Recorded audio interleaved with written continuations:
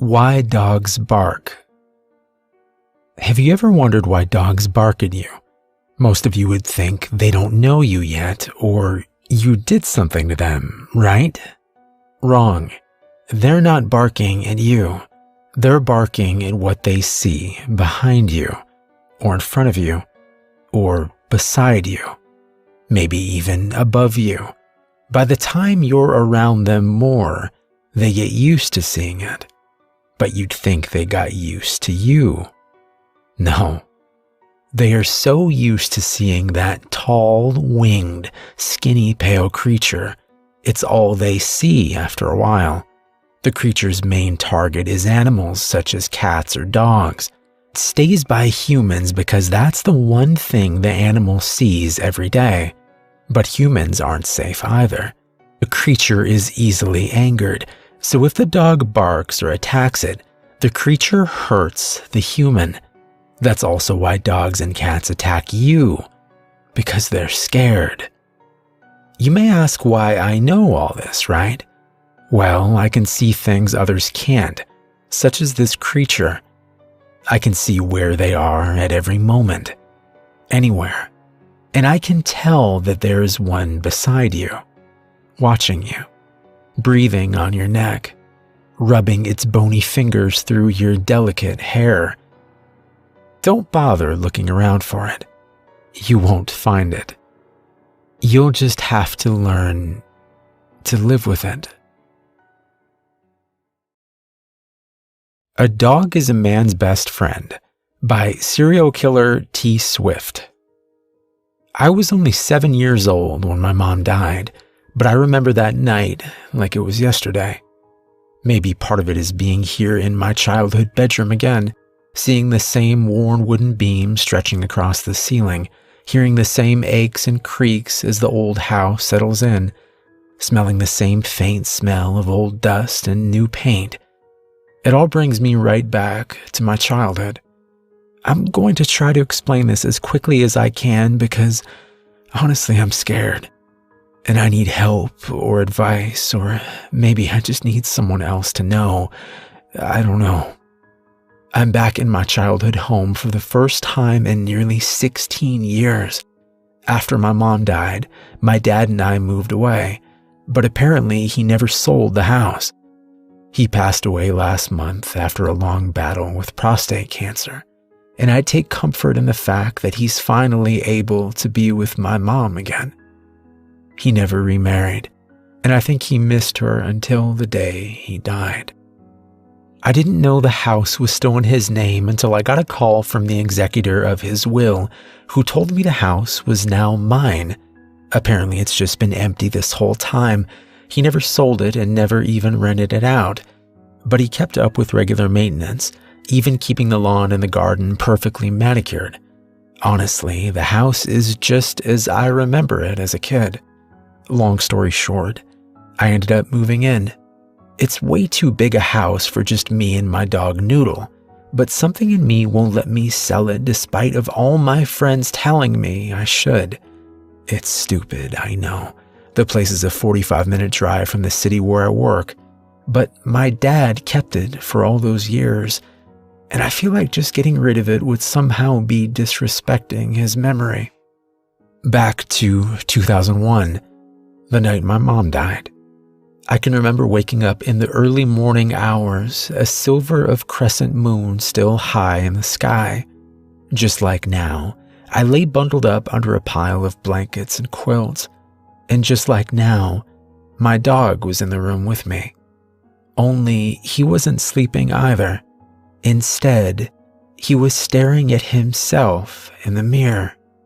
I should note that this was not unusual at all for this dog. May he rest in peaceful doggy heaven. Toby was always a bit of an oddball, and we'd often find him just sitting around staring at himself in the mirror. He'd sit contently for hours, wagging his tail in the mirror as if the sight of his own face was the most wonderful thing in the world. That night, however, it immediately put me on edge. For the past week leading up to that night, Toby had started to act weird when he looked at himself in the mirror. His normally happy-go-lucky demeanor would shift, and he'd start to let out a low growl. He'd woken me up with this little act several times in a row, and it was starting to give me the creeps. This particular night, it was even worse.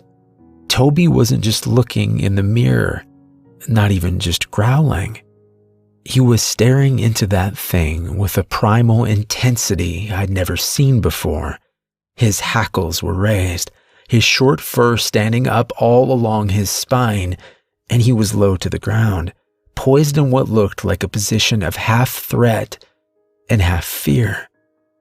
I was about to quietly call out to him when he suddenly started snarling, baring his teeth in a show of aggression unlike anything I'd ever seen from my normally sweet and gentle childhood dog. That's when my mom started to scream. Her bedroom was just across the hallway, and with my door cracked open, I could hear her loud, high-pitched shrieks as if she were standing right next to me. I was just a kid at the time, but I'll always regret what I did next. I just hid. I knew that I was the only one in the house. My dad was deployed in Afghanistan at the time, and to this day, I don't know why, but I didn't get up. Didn't try to help. Didn't even get up to call 911. My dog barking and my mom screaming, and all I did was get under my covers and hide. Even when the screaming stopped, I stayed hidden. Even when the sun rose, I stayed hidden. In fact, it wasn't until mid-morning when the cops came for a welfare check that they were able to coax me out of my bed. My dad came home early. He never explained to me what happened to my mom.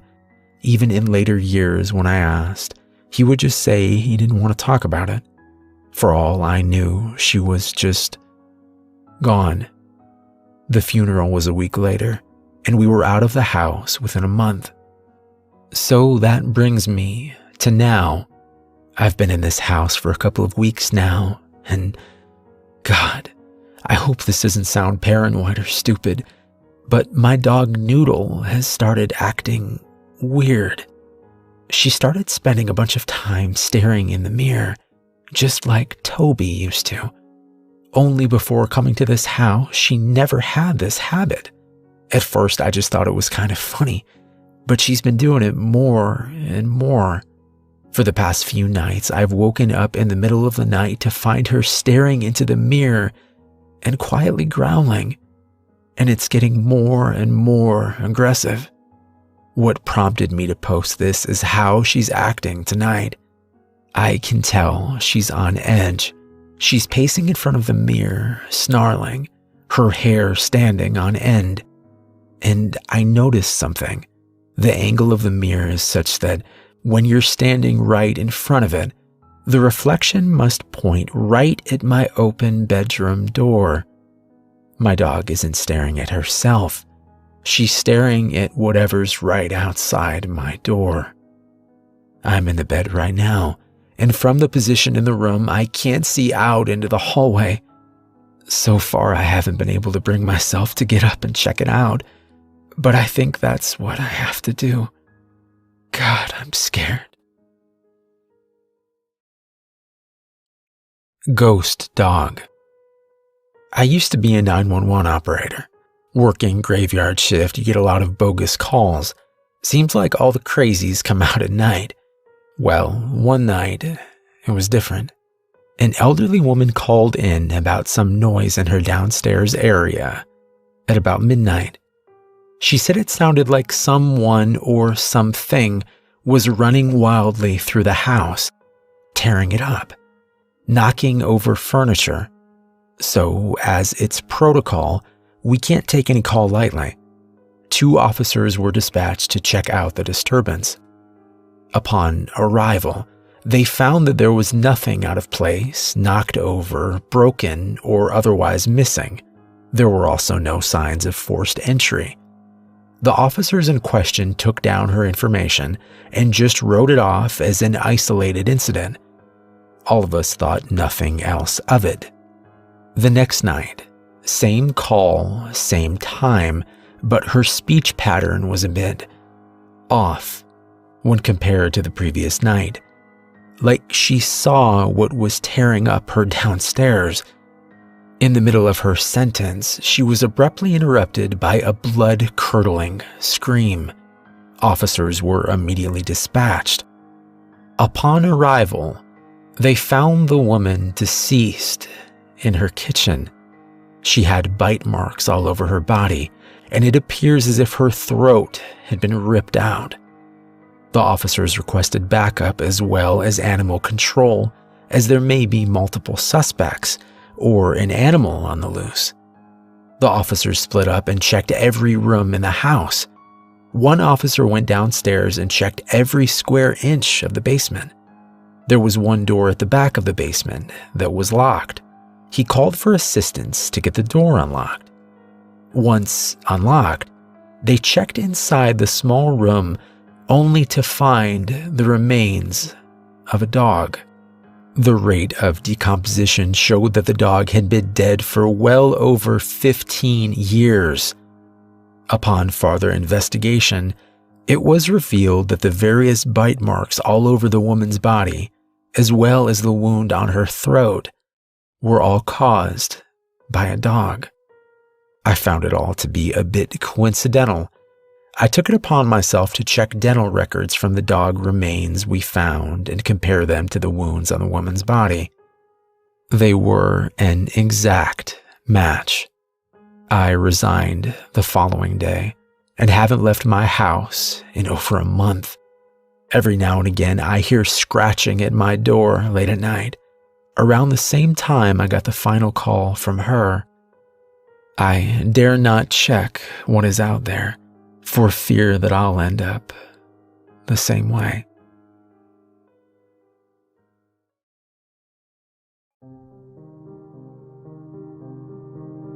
An old man and his dog stand together looking across the open water.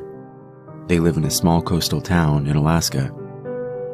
The news reported that the old man's son had drowned while they were out fishing. It was a fluke accident, the reporter had said. There was nothing more anyone could do.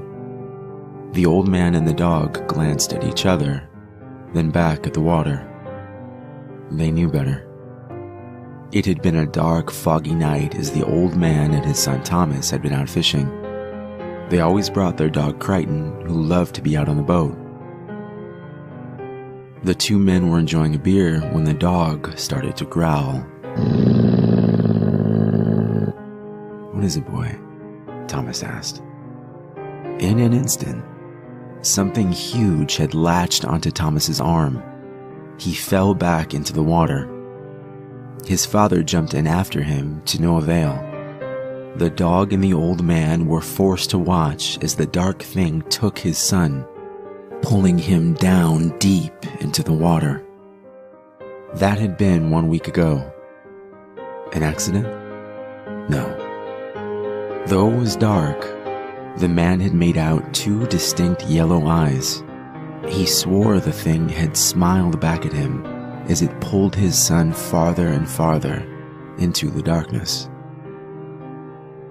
A week later, having hardly left his home, the old man filled up the dog's food and water bowls on the porch. He locked the front door of his little house and put the key in the mail. Walking down to the dock, the old man was lost in thought. He held back tears as he knew he would never see his son again. He would never get to talk with him, never hear him laugh. The monster had taken all that away. Boarding the 30-foot sailboat, the dog quickly jumped on before the old man could push the boat off from shore. "Where do you think you're going?" The dog looked back up at him and towards the open water. "I don't think we're going to make it back, boy." Seeing what looked like determination in the dog's eyes, the old man nodded. The dog had left his son too. Armed only with an old spear gun and a knife his son had given him, he had decided to kill whatever had taken Thomas. They motored into the night, 1 week exactly from the day his son had died. Same time of night, Same foggy conditions.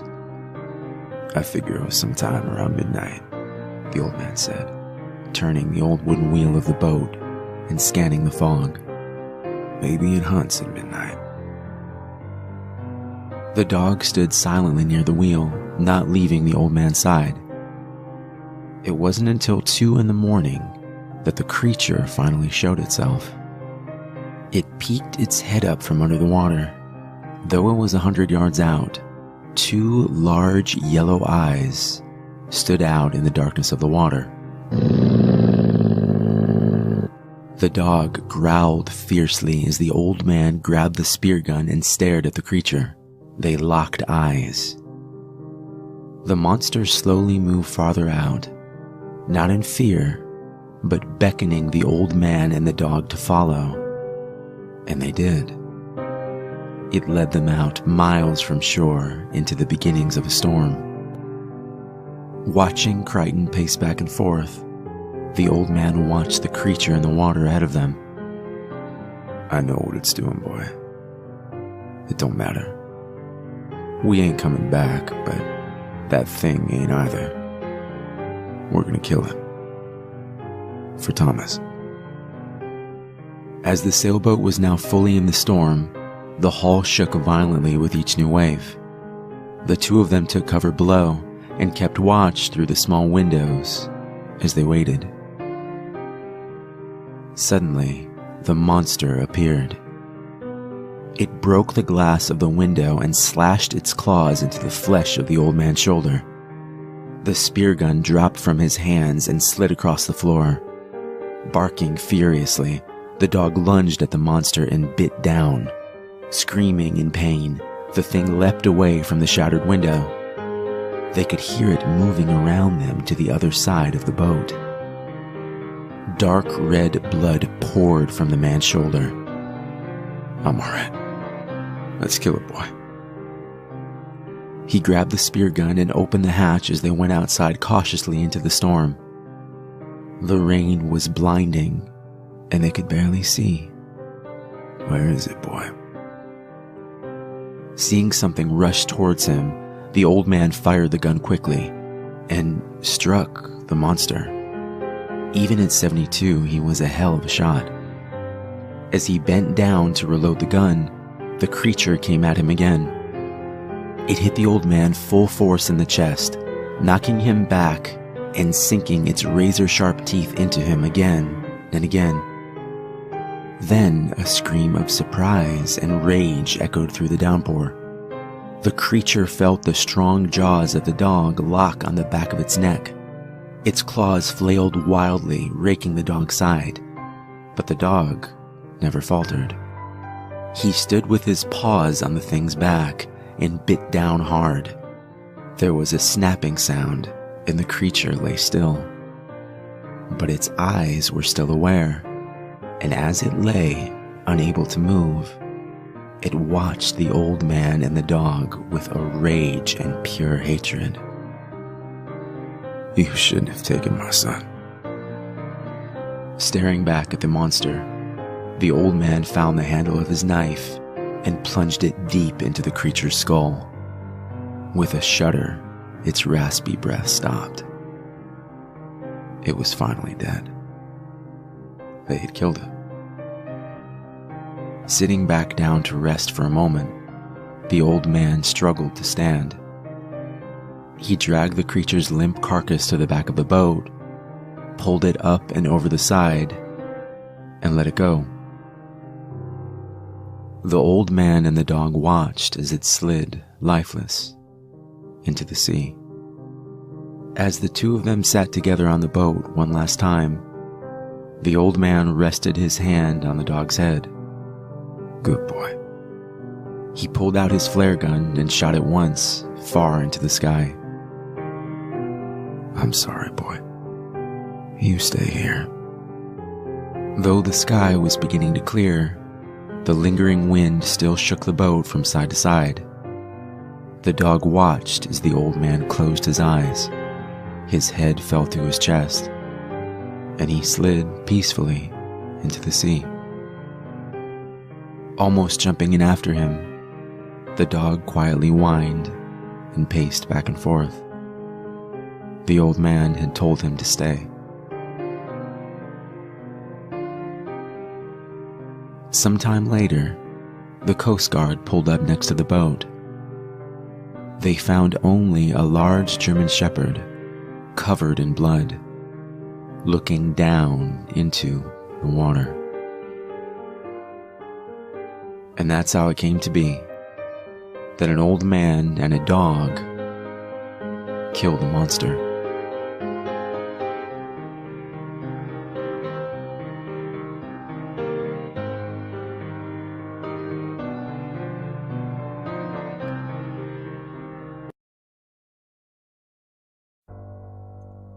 I first met in person with Mary E. in the summer of 2007. I had arranged with her husband of 15 years, Terrence, to see her for an interview. Mary had initially agreed, since I was not a newsman but rather an amateur writer gathering information for a few early college assignments, and if all went according to plan, some pieces of fiction. We scheduled the interview for a particular weekend when I was in Chicago on unrelated business. But at the last moment, Mary changed her mind and locked herself in the couple's bedroom, refusing to meet with me. For half an hour, I sat with Terrence as we camped outside the bathroom door, I listening and taking notes while he attempted fruitlessly to calm his wife. The things Mary said made little sense but fit with the pattern I was expecting. Though I could not see her, I could tell from her voice that she was crying. And more often than not, her objections to speaking with me centered around an incoherent diatribe on her dreams. Her nightmares. Terrence apologized profusely when we ceased the exercise, and I did my best to take it in stride. Recall that I wasn't a reporter in search of a story, but merely a curious young man in search of information. Besides, I thought at the time I could perhaps find another, similar case if I put my mind and resources to it.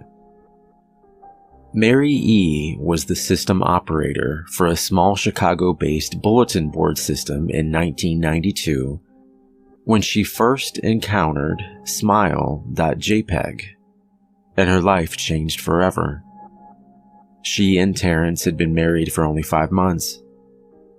Mary was one of an estimated 400 people who saw the image when it was posted as a hyperlink on the BBS, though she is the only one who has spoken openly about the experience.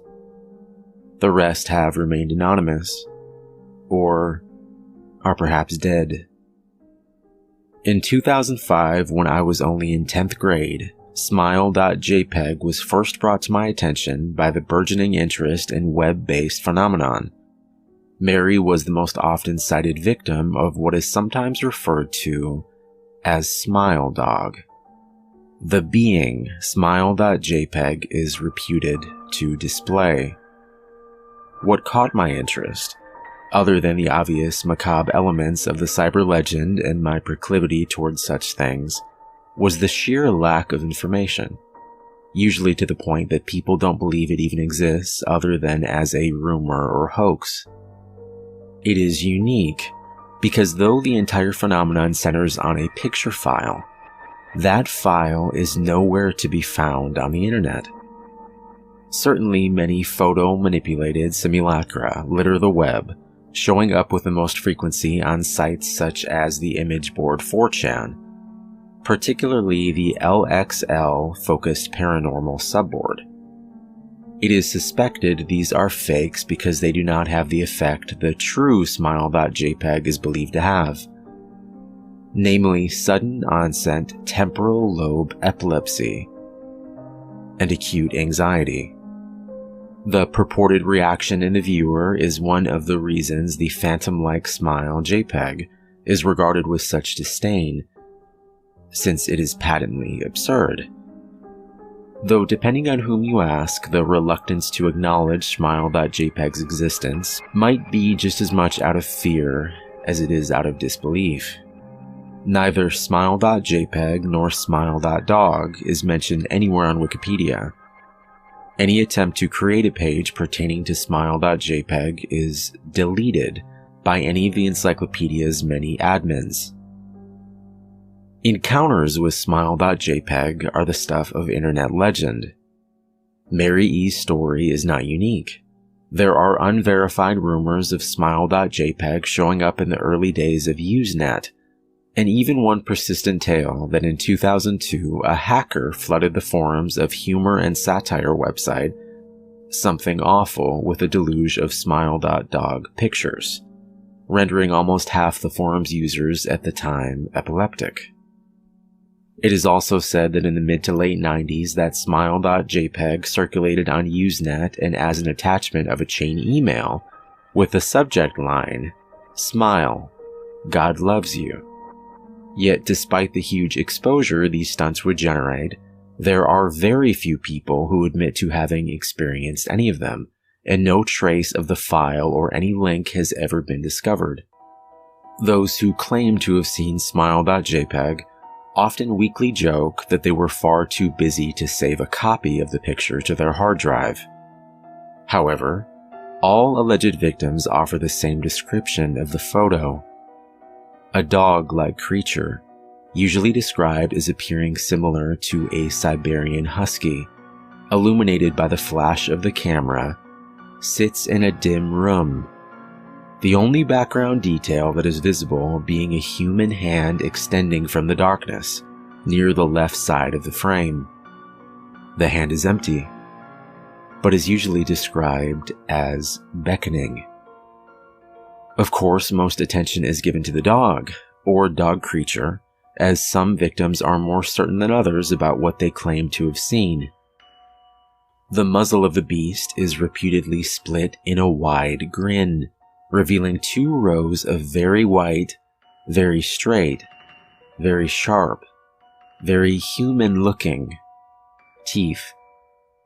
This is, of course, not a description given immediately after viewing the picture, but rather a recollection of victims, who claim to have seen the picture endlessly repeated in their mind's eye during the time they are, in reality, having epileptic fits.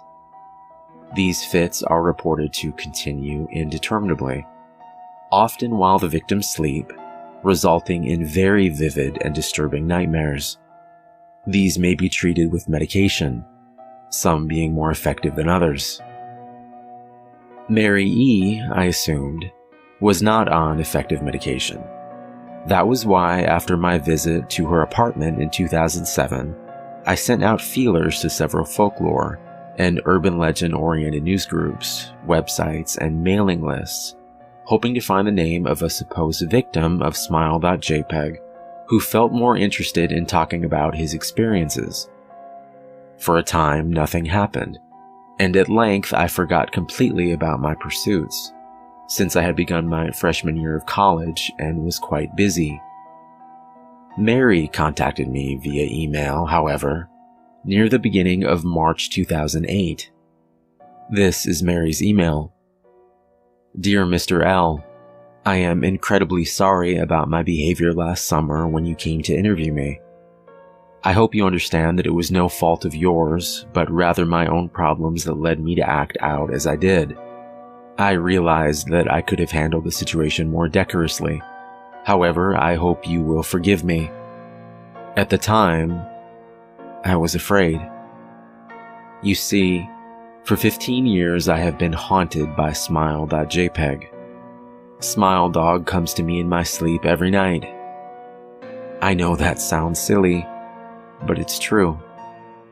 There is an ineffable quality about my dreams, my nightmares, that makes them completely unlike any real dreams I have ever had. I don't move and I don't speak. I simply look ahead, and the only thing ahead of me is the scene from that horrible picture. I see the beckoning hand, and I see Smile Dog. It talks to me. It is not a dog, of course, though I am not quite sure what it really is. It tells me it will leave me alone if only I do as it asks. All I must do, it says, is spread the word. That is how it phrases its demands. And I know exactly what it means. It wants me to show it to someone else. And I could. The week after my incident, I received in the mail a manila envelope with no return address. Inside was only a 3.5-inch floppy disk. Without having to check, I knew precisely what was on it. I thought for a long time about my options. I could show it to a stranger, a coworker. I could even show it to Terrence, as much as the idea disgusted me. And what would happen then? Well, if Smile Dog kept its word, I could sleep. Yet if it lied, what would it do? And who was to say something worse would not come for me if I did as the creature asked? So I did nothing for 15 years, though I kept the diskette hidden amongst my things. Every night for 15 years, Smile Dog has come to me in my sleep and demanded that I spread the word.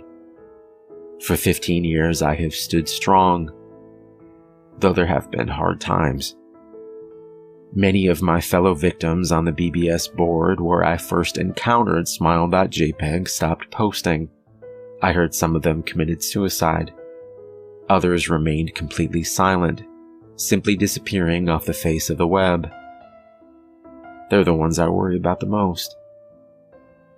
I sincerely hope you will forgive me, Mr. L.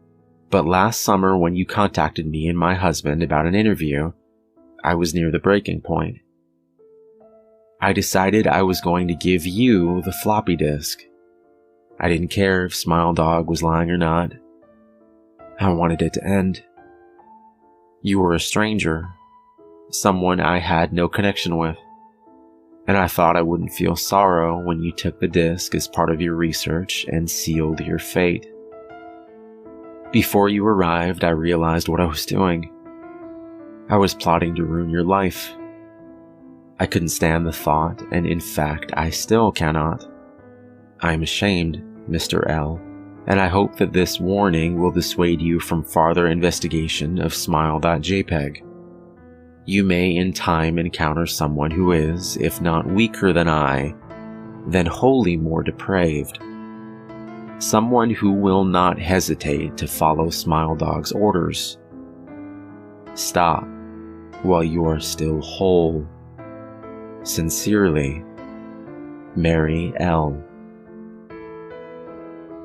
Terrence contacted me later that month with the news that his wife had killed herself.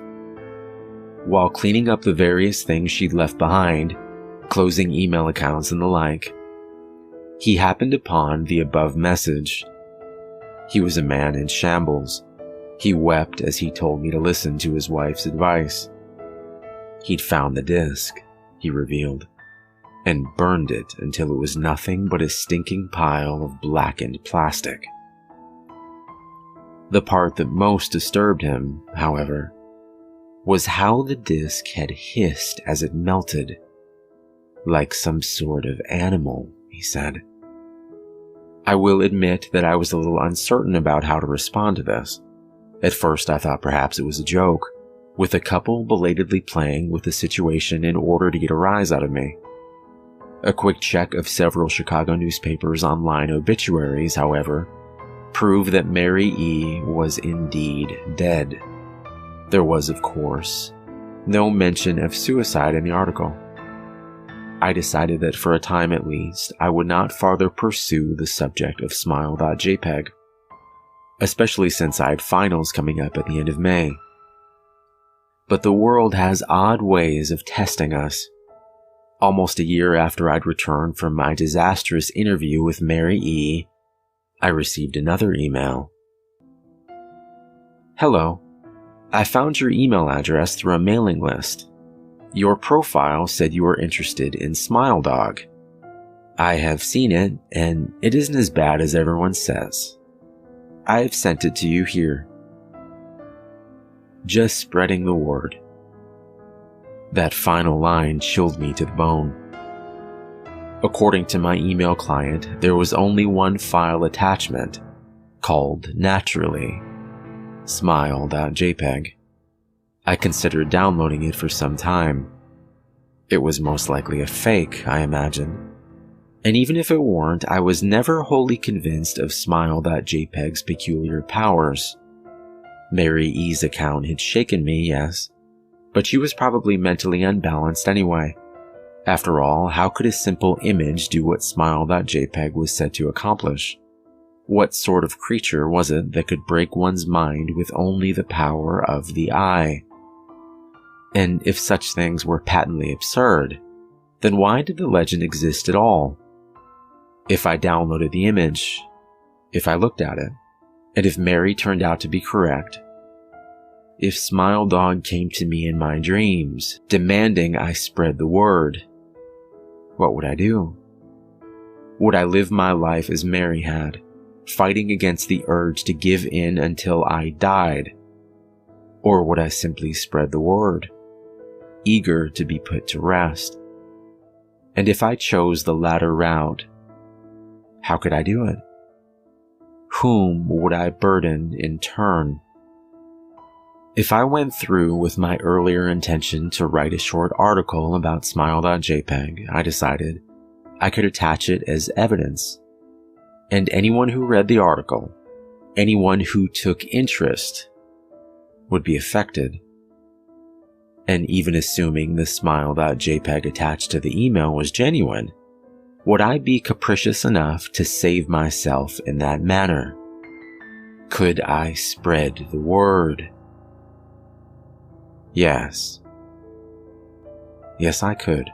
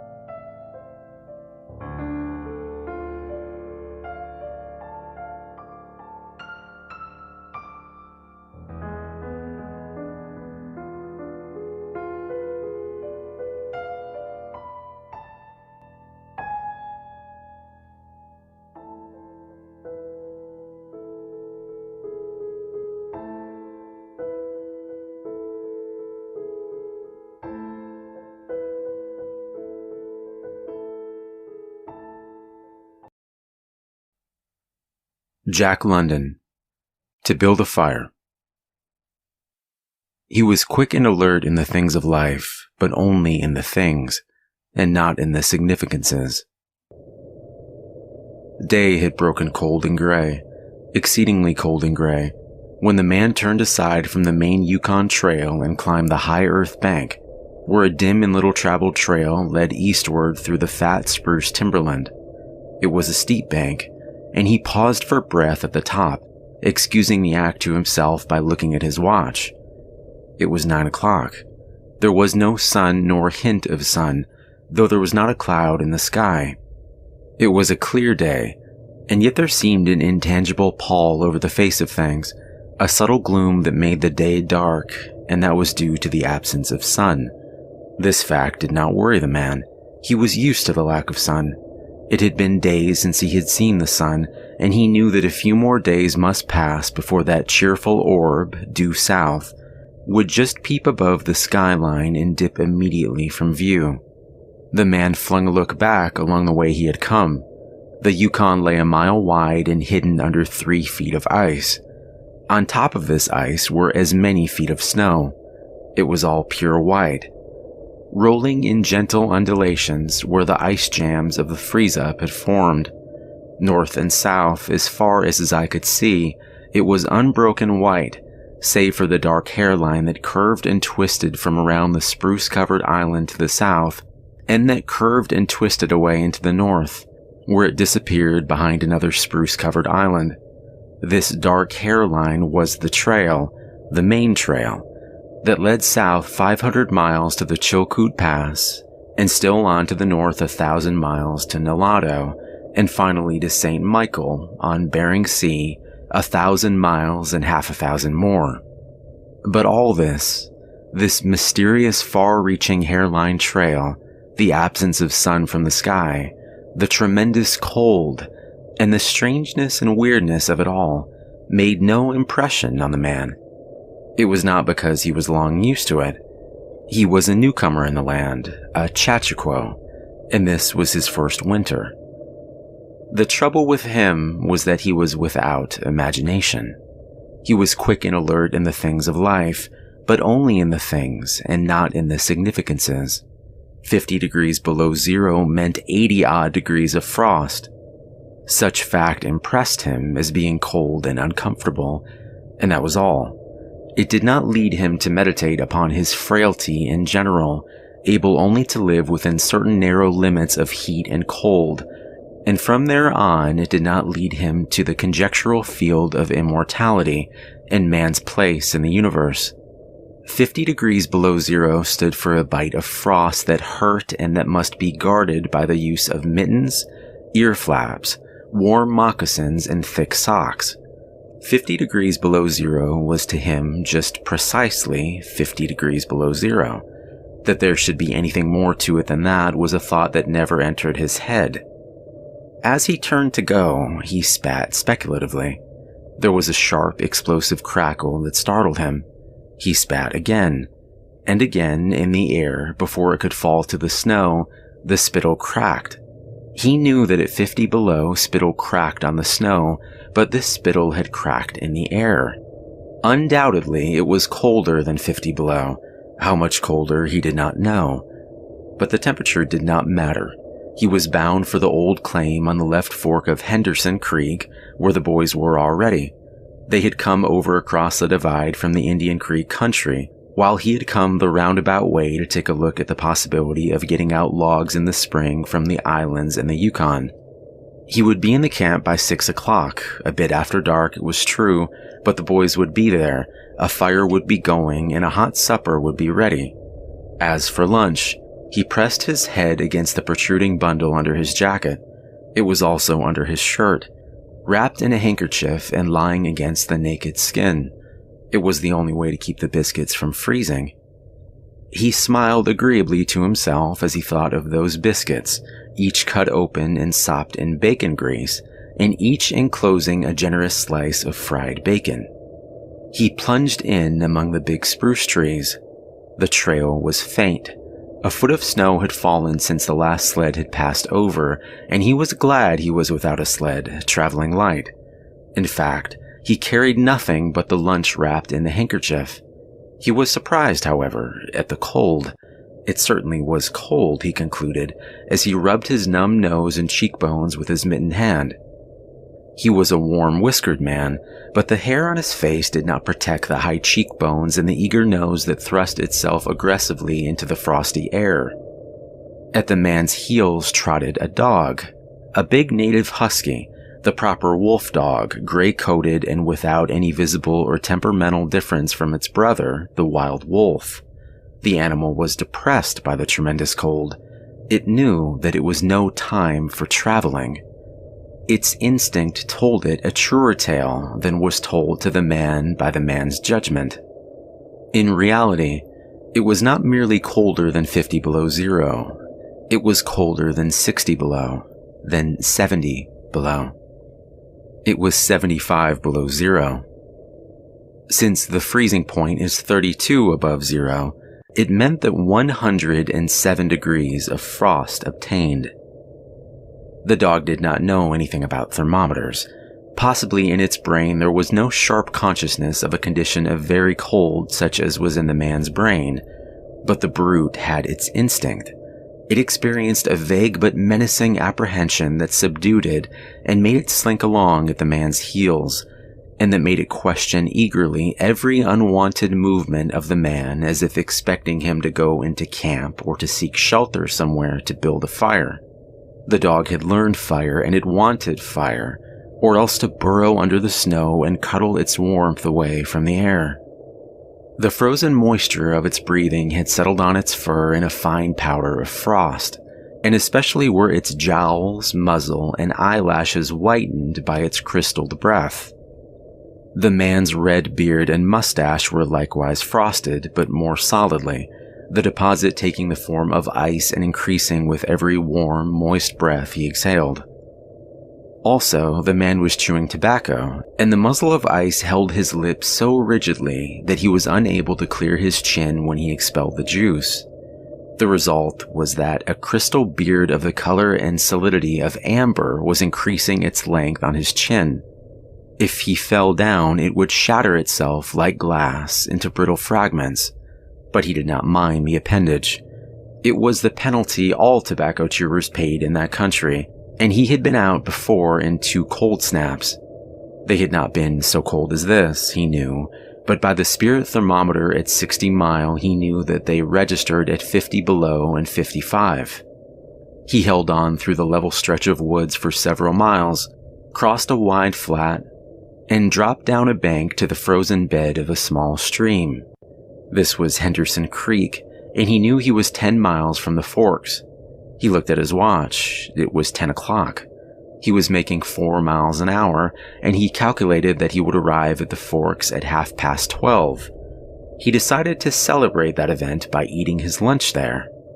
The dog dropped in again at his heels, with a tail drooping discouragement as the man sung along the creek bed. The furrow of the old sled trail was plainly visible, but a dozen inches of snow covered the marks of the last runners. In a month, no man had come up or down that silent creek.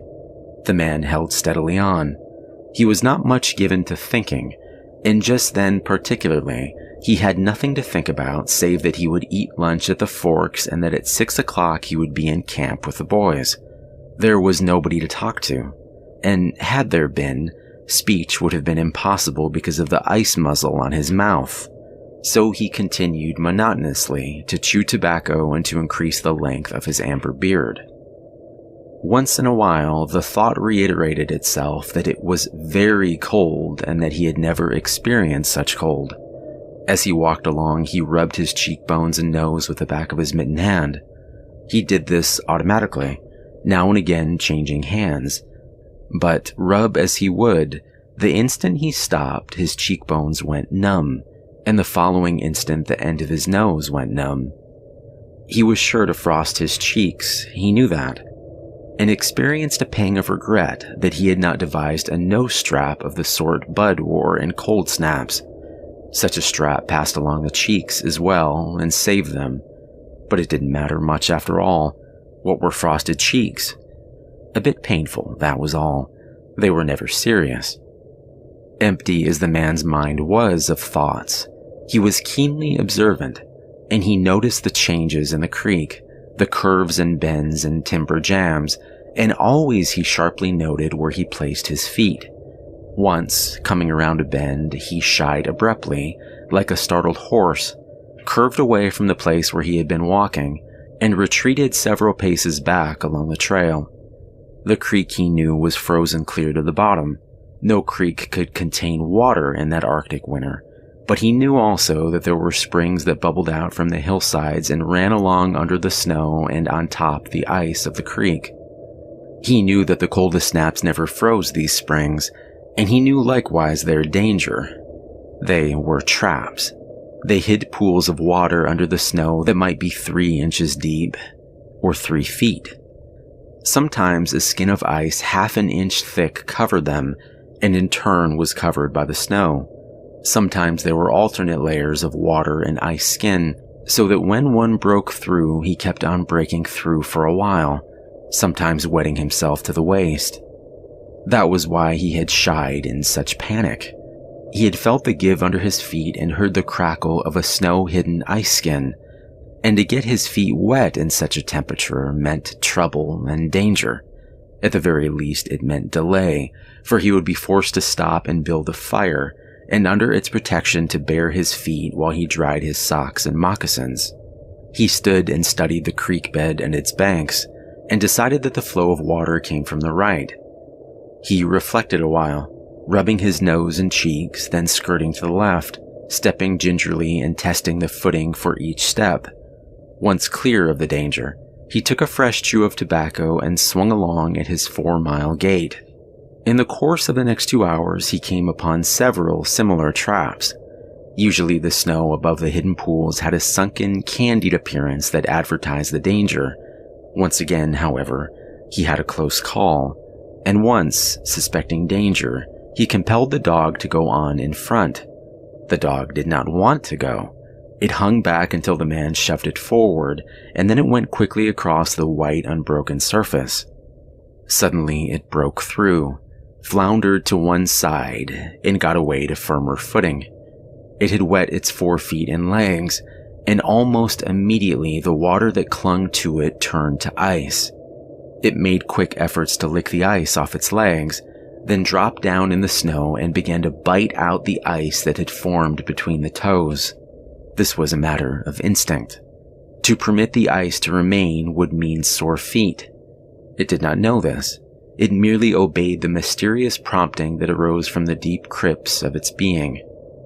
But the man knew, having achieved a judgment on the subject, and he removed the mitten from his right hand and helped tear out the ice particles. He did not expose his fingers more than a minute, and was astonished at the swift numbness that smote them. It certainly was cold. He pulled on the mitten hastily and beat the hand savagely against his chest. At 12 o'clock, the day was at its brightest, yet the sun was too far south on its winter journey to clear the horizon. The bulge of the earth intervened between it and Henderson Creek, where the man walked under a clear sky at noon and cast no shadow. At 12:30 to the minute, he arrived at the forks of the creek. He was pleased at the speed he had made. If he kept it up, he would certainly be with the boys by 6. He unbuttoned his jacket and shirt and drew forth his lunch. The action consumed no more than a quarter of a minute, yet in that brief moment the numbness laid hold of his exposed fingers. He did not put the mitten on, but instead struck the fingers a dozen sharp smashes against his leg. Then he sat down on a snow-covered log to eat. The sting that followed upon the striking of his fingers against his leg ceased so quickly that he was startled. He had had no chance to take a bite of the biscuit. He struck the fingers repeatedly and returned them to the mitten, baring the other hand for the purpose of eating.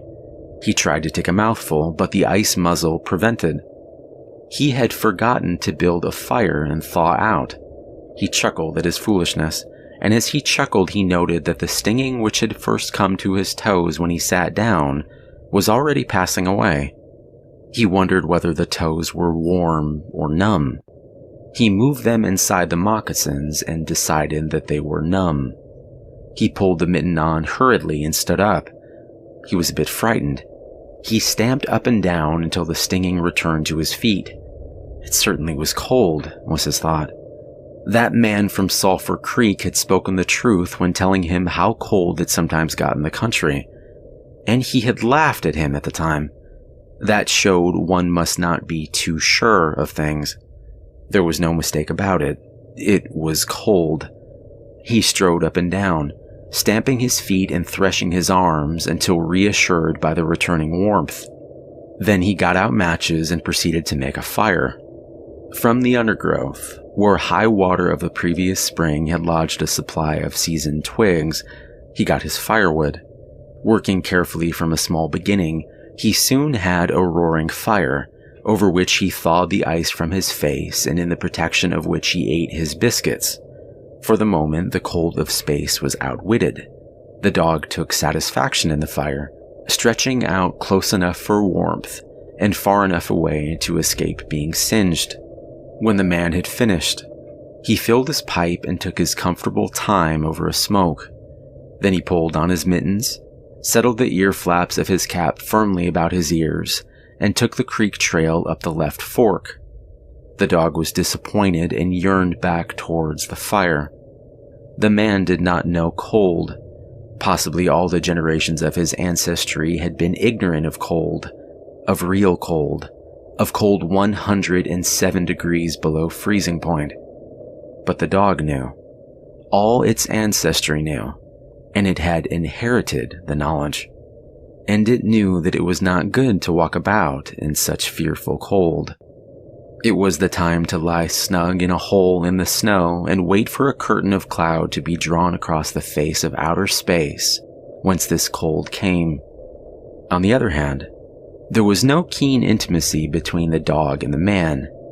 The one was the toil slave of the other, and the only caresses it had ever received were the caresses of the whiplash and of harsh and menacing throat sounds that threatened the whiplash. So the dog made no effort to communicate its apprehension to the man. It was not concerned in the welfare of the man. It was for its own sake that it yearned back toward the fire. But the man whistled and spoke to it with a sound of whiplashes, and the dog swung in at the man's heels and followed after. The man took a chew of tobacco and proceeded to start a new amber beard. Also, his moist breath quickly powdered with white his mustache, eyebrows, and lashes. There did not seem to be so many springs on the left fork of the Henderson, and for half an hour the man saw no signs of any. And then it happened.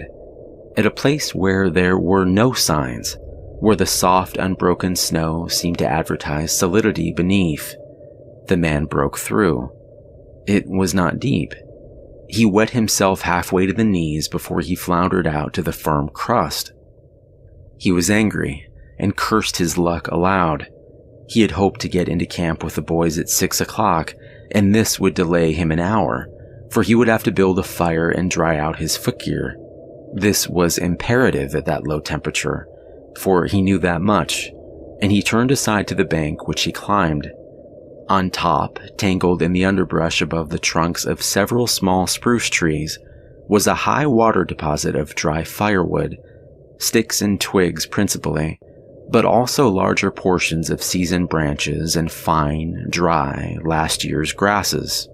He threw down several large pieces on top of the snow. This served for a foundation and prevented the young flame from drowning itself in the snow it otherwise would melt. The flame he got by touching a match to a small shred of birch bark that he took from his pocket. This burned even more readily than paper. Placing it on the foundation, he fed the young flame with wisps of dry grass and with the tiniest dry twigs. He worked slowly and carefully, keenly aware of the danger. Gradually, as the flame grew stronger, he increased the size of the twigs with which he fed it. He squatted in the snow, pulling the twigs out from their entanglement in the brush and feeding directly to the flame. He knew there must be no failure. When it is 75 below zero, a man must not fail in his first attempt to build a fire. That is, if his feet are wet. If his feet are dry and he fails, he can run along the trail for half a mile and restore his circulation. But the circulation of wet and freezing feet cannot be restored by running when it is 75 below. No matter how fast he runs, the wet feet will freeze the harder. All this the man knew. The old-timer on Sulphur Creek had told him about it the previous fall, and now he was appreciating the advice. Already all sensation had gone out of his feet. To build the fire he had been forced to remove his mittens, and the fingers had quickly gone numb. His pace of 4 miles an hour had kept his heart pumping blood to the surface of his body into all his extremities. But the instant he stopped, the action of the pump eased down. The cold of space smote the unprotected tip of the planet, and he, being on that unprotected tip, received the full force of the blow. The blood of his body recoiled before it.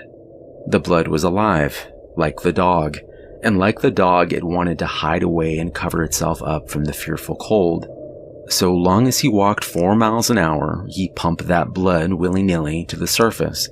But now it ebbed away and sank down into the recesses of his body. The extremities were the first to feel its absence. His wet feet froze the faster, and his exposed fingers numbed the faster, though they had not yet begun to freeze. Nose and cheeks were already freezing, while the skin of all his body chilled as it lost its blood. But he was safe. Toes and nose and cheeks would only be touched by the frost, for the fire was beginning to burn with strength. He was feeding it with the twigs the size of his finger.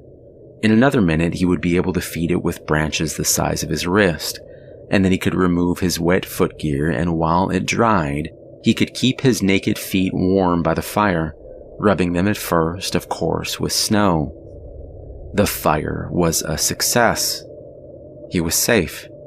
He remembered the advice of the old-timer on Sulphur Creek and smiled. The old-timer had been very serious in laying down the law that no man must travel alone in the Klondike after 50 below. Well, here he was. He had had the accident, he was alone, and he had saved himself. Those old-timers were rather womanish, some of them, he thought. All a man had to do was to keep his head, and he was all right. Any man who was a man could travel alone. But it was surprising how rapid with which his cheeks and nose were freezing, and he had not thought his fingers could go lifeless in so short a time.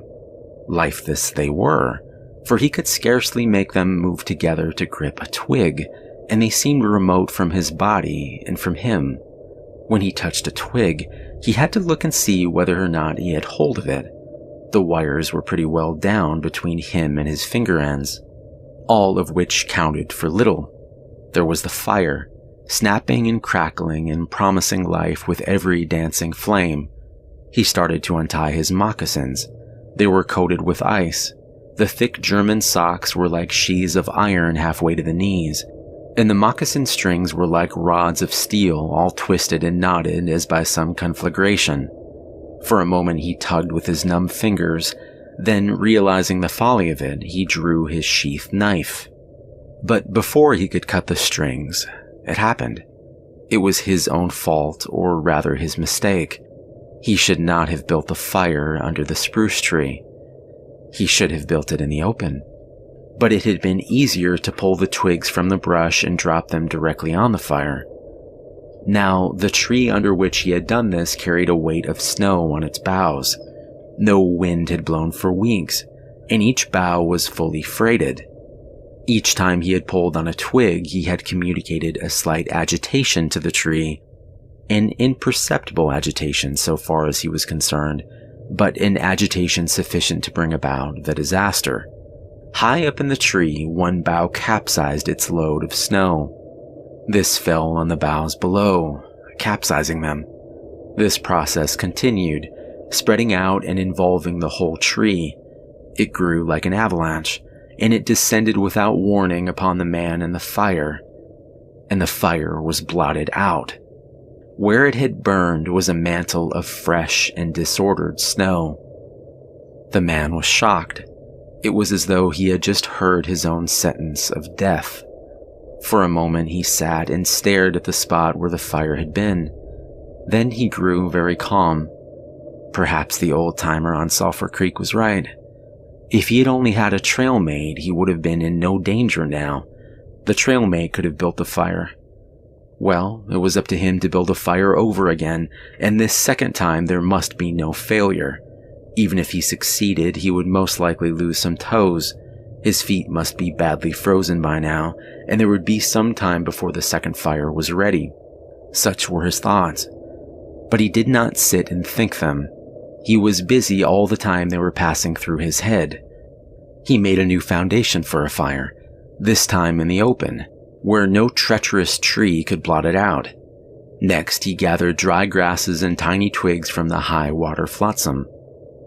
He could not bring his fingers together to pull them out, but he was able to gather them by the handful. In this way, he got so many rotten twigs and bits of green moss that were undesirable, but it was the best he could do. He worked methodically, even collecting an armful of the larger branches to be used later when the fire gathered strength. And all the while, the dog sat and watched him, a certain yearning wistfulness in its eyes, for it looked upon him as the fire provider, and the fire was slow in coming. When all was ready, the man reached in his pocket for a second piece of birch bark. He knew the bark was there, and though he could not feel it with his fingers, he could hear its crisp rustling as he fumbled for it. Try as he would, he could not clutch hold of it, and all the time in his consciousness, was the knowledge that each instant his feet were freezing. This thought tended to put him in a panic, but he fought against it and kept calm. He pulled down his mittens with his teeth and thrashed his arms back and forth, beating his hands with all his might against his sides. He did this sitting down, and he stood up to do it, and all the while the dog sat in the snow, its wolf brush of a tail curled around warmly over its forefeet, its sharp wolf eyes pricked forward intently as it watched the man. And the man, as he beat and threshed with his arms and hands, felt a great surge of envy as he regarded the creature that was warm and secure in its natural covering. After a time, he was aware of the first faraway signals of sensation in his beaten fingers. The faint tingling grew stronger till it evolved into a stinging ache that was excruciating, but which the man hailed with satisfaction. He stripped the mitten from his right hand and fetched forth the birch bark. The exposed fingers were quickly going numb again. Next, he brought out his bunch of sulfur matches.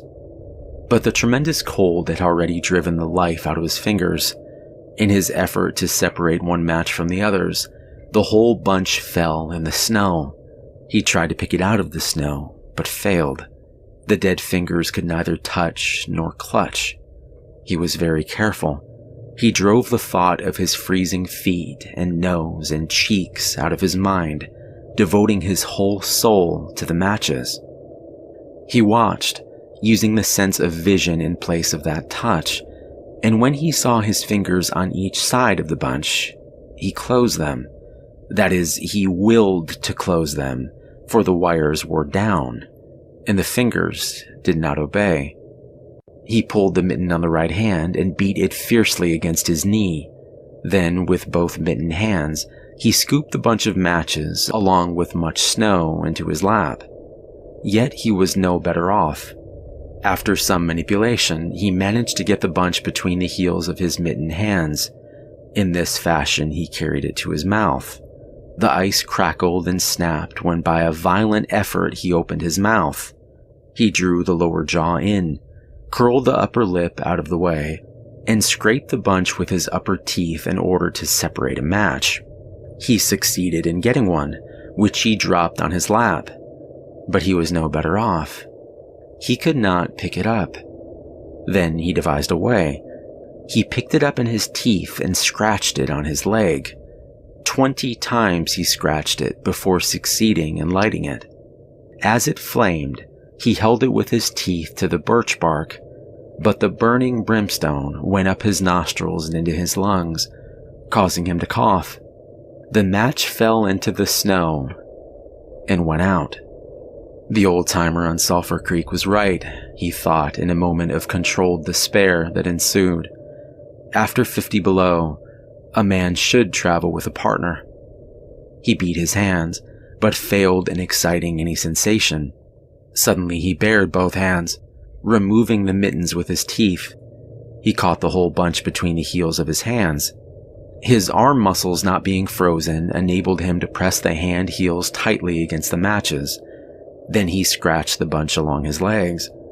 It flared into flame, 70 sulfur matches at once. There was no wind to blow them out. He kept his head to one side to escape the strangling fumes and held the blazing bundle to the birch bark. As he so held it, he became aware of sensation in his hand. His flesh was burning. He could smell it. Deep down below the surface, he could feel it.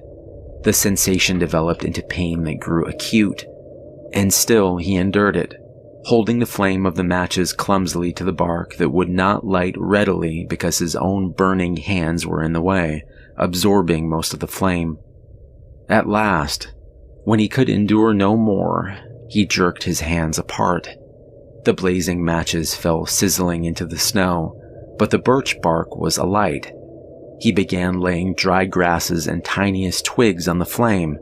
He could not pick and choose, for he had to lift the fuel between the heels of his hands.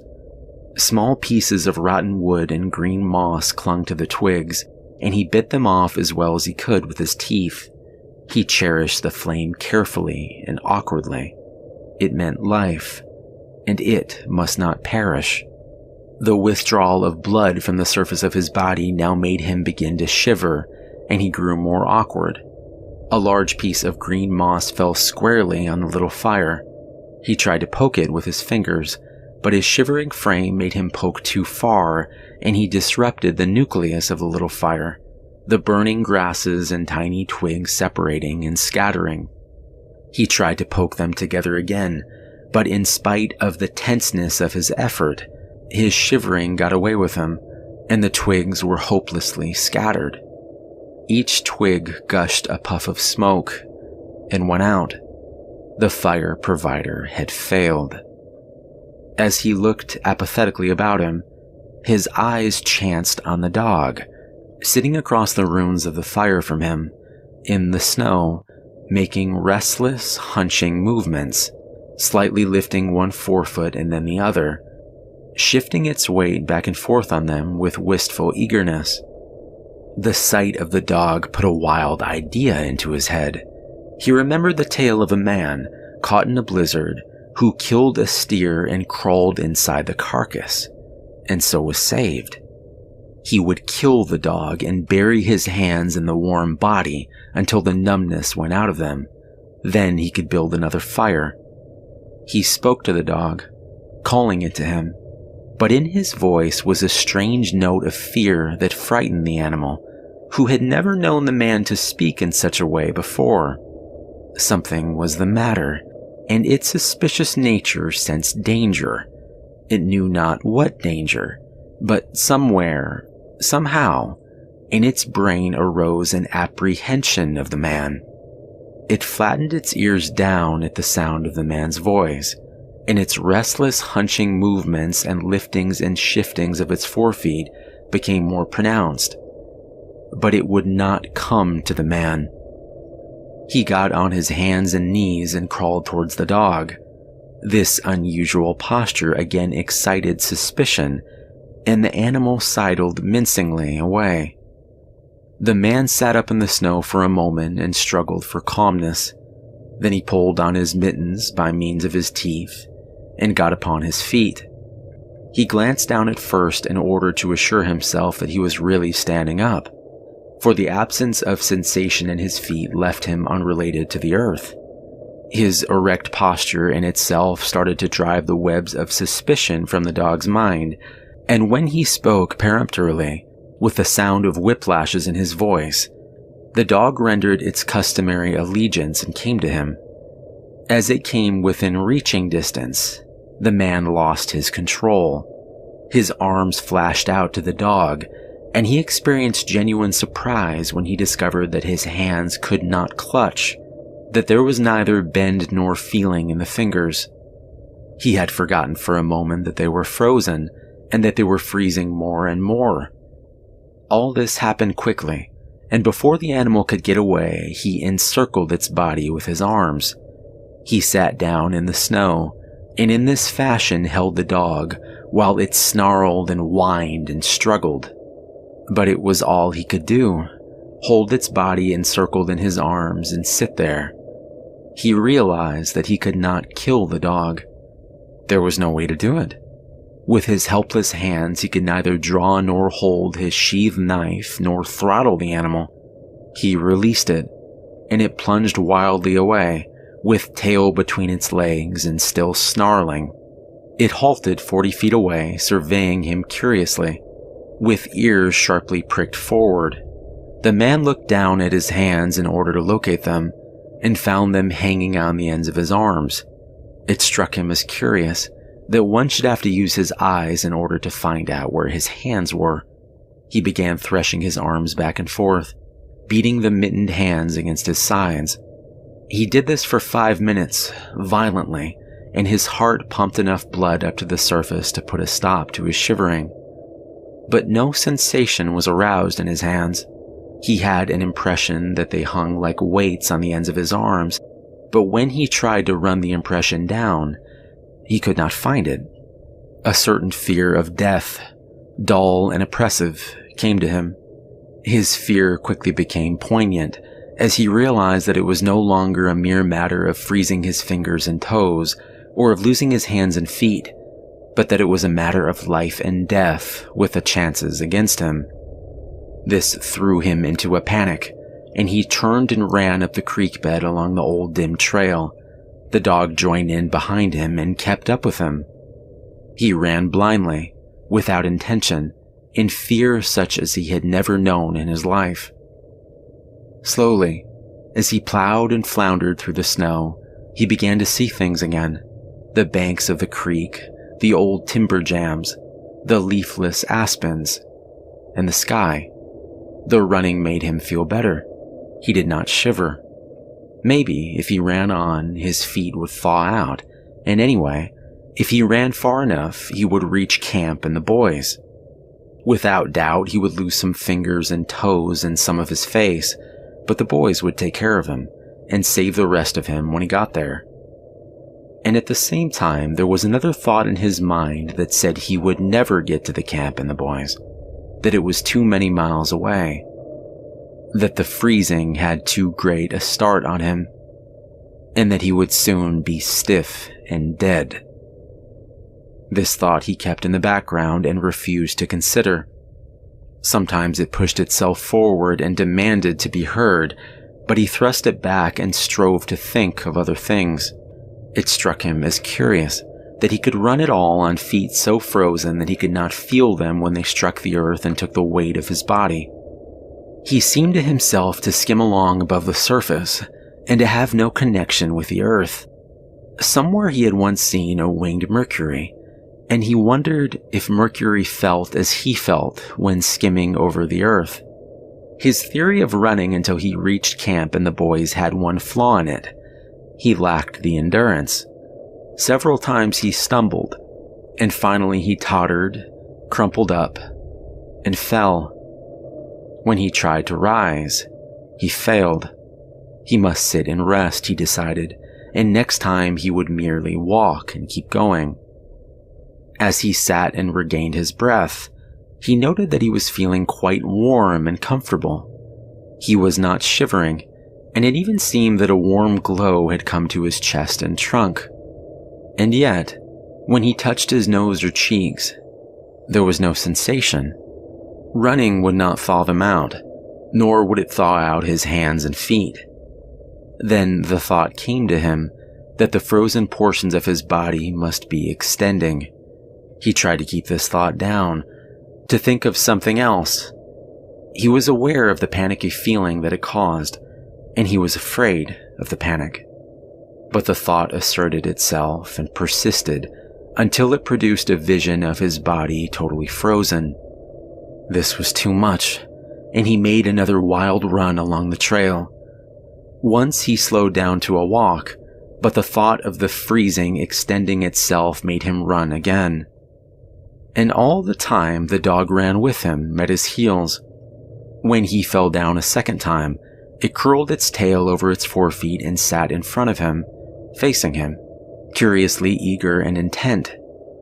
The warmth and security of the animal angered him, and he cursed it till it flattened down its ears appeasingly. This time the shivering came more quickly upon the man. He was losing his battle with the frost. It was creeping into his body from all sides. The thought of it drove him on, but he ran no more than 100 feet when he staggered and pitched headlong.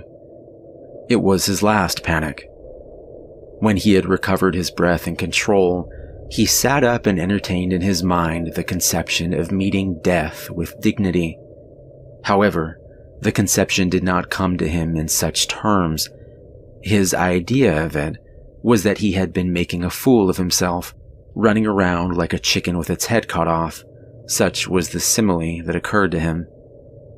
Well, he was bound to freeze anyway, and he might as well take it decently. With this newfound peace of mind came the first glimmerings of drowsiness. A good idea, he thought, to sleep off to death. It was like taking an anesthetic. Freezing was not so bad as people thought. There were lots worse ways to die. He pictured the boys finding his body next day. Suddenly he found himself with them, coming along the trail and looking for himself. and still with them, he came around a turn in the trail and found himself lying in the snow. He did not belong with himself anymore, for even then he was out of himself, standing with the boys and looking at himself in the snow. It certainly was cold, was his thought. When he got back to the States, he could tell the folks what real cold was. He drifted on from this to a vision of the old-timer on Sulphur Creek. He could see him quite clearly, warm and comfortable and smoking a pipe. "You were right, old hoss. You were right," the man mumbled to the old-timer of Sulphur Creek. Then the man drowsed off into what seemed to him the most comfortable and satisfying sleep he had ever known.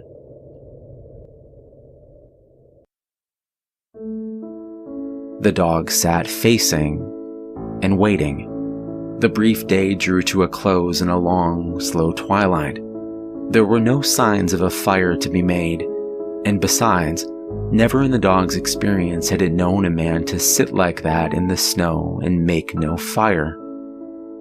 As the twilight drew on, its eager yearning for the fire mastered it, and with a great lifting and shifting of forefeet, it whined softly, then flattened out its ears down in anticipation of being chided by the man.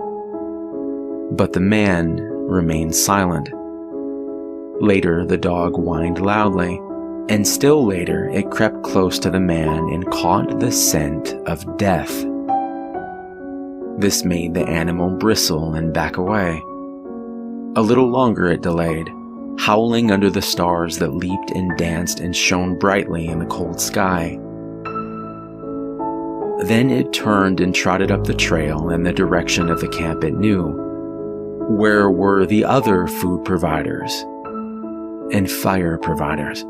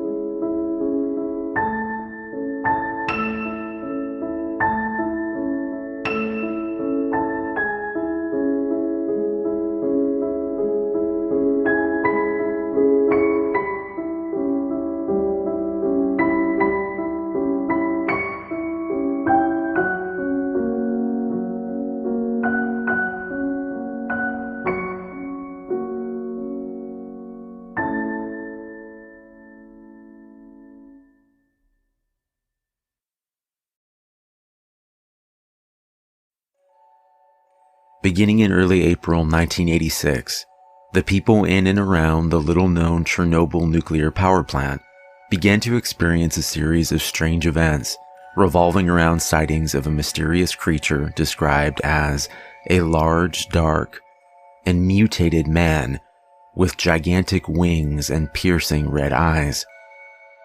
People affected by this phenomena experienced horrific nightmares, threatening phone calls, and first-hand encounters with the winged beast which became known as the Blackbird of Chernobyl. Reports of these strange happenings continued to increase until the morning of April 26, 1986, when at 1:23 a.m., Reactor 4 of the Chernobyl nuclear power plant suffered a catastrophic steam explosion that resulted in a fire which caused a series of additional explosions followed by a nuclear meltdown. The power plant, located near Ukraine, spewed a plume of radioactive fallout which drifted over parts of the Western Soviet Union, Eastern and Western Europe, Scandinavia, the UK, Ireland, and Eastern North America. Large areas of Ukraine, Belarus, and Russia were badly contaminated, resulting in the evacuation and resettlement of over 336,000 people. The Chernobyl disaster, as the incident was dubbed, is considered the worst accident ever in the history of nuclear power. Following the meltdown and subsequent explosions and fires, Soviet helicopters were dispatched to the scene, equipped with special firefighting gear. These helicopters circled the plant, dropping clay, salt, lead, and other extinguishing chemicals onto the burning facility. Most of the fire was put out by 5 a.m., with the fire burning within Reactor 4 continuing to blaze for several hours after. The firefighters who responded were unaware of the nature of the fire, assuming that it was simply an electrical one, and received massive overdoses of radiation, leading to many of their deaths, including Lieutenant Vladimir Pravik, who died on May 9, 1986. The workers who survived the initial blast and fire, but would later die of radiation poisoning, claim to have witnessed what has been described as a large black, bird-like creature with a 20-foot wingspan gliding through the swirling plumes of irradiated smoke pouring from the reactor. No farther sightings of the Blackbird of Chernobyl were reported after the Chernobyl disaster, leaving researchers to speculate just what haunted the workers of the plant during the days leading up to the disaster.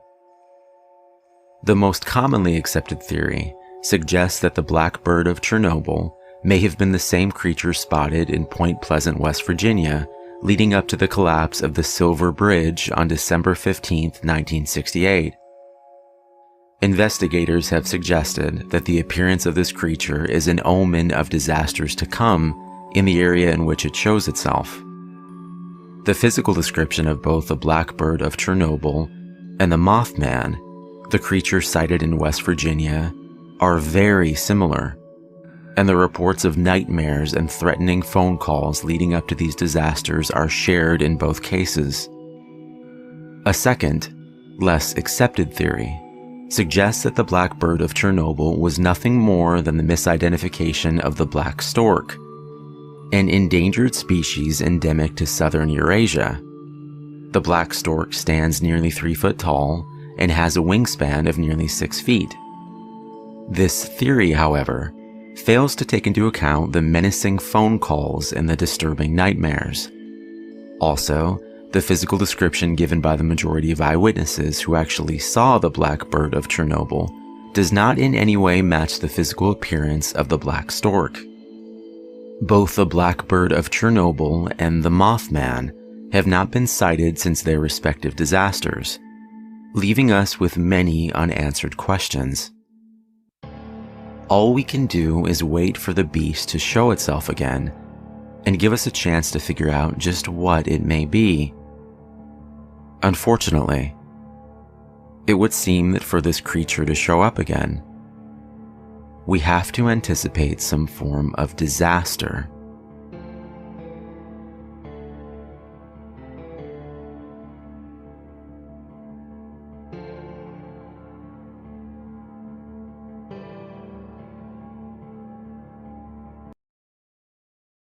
They put up a tall fence covered with black tarp and topped by barbed wire, surrounding Lake Colette at the center of Juniper Valley, so that no one could see what they were doing.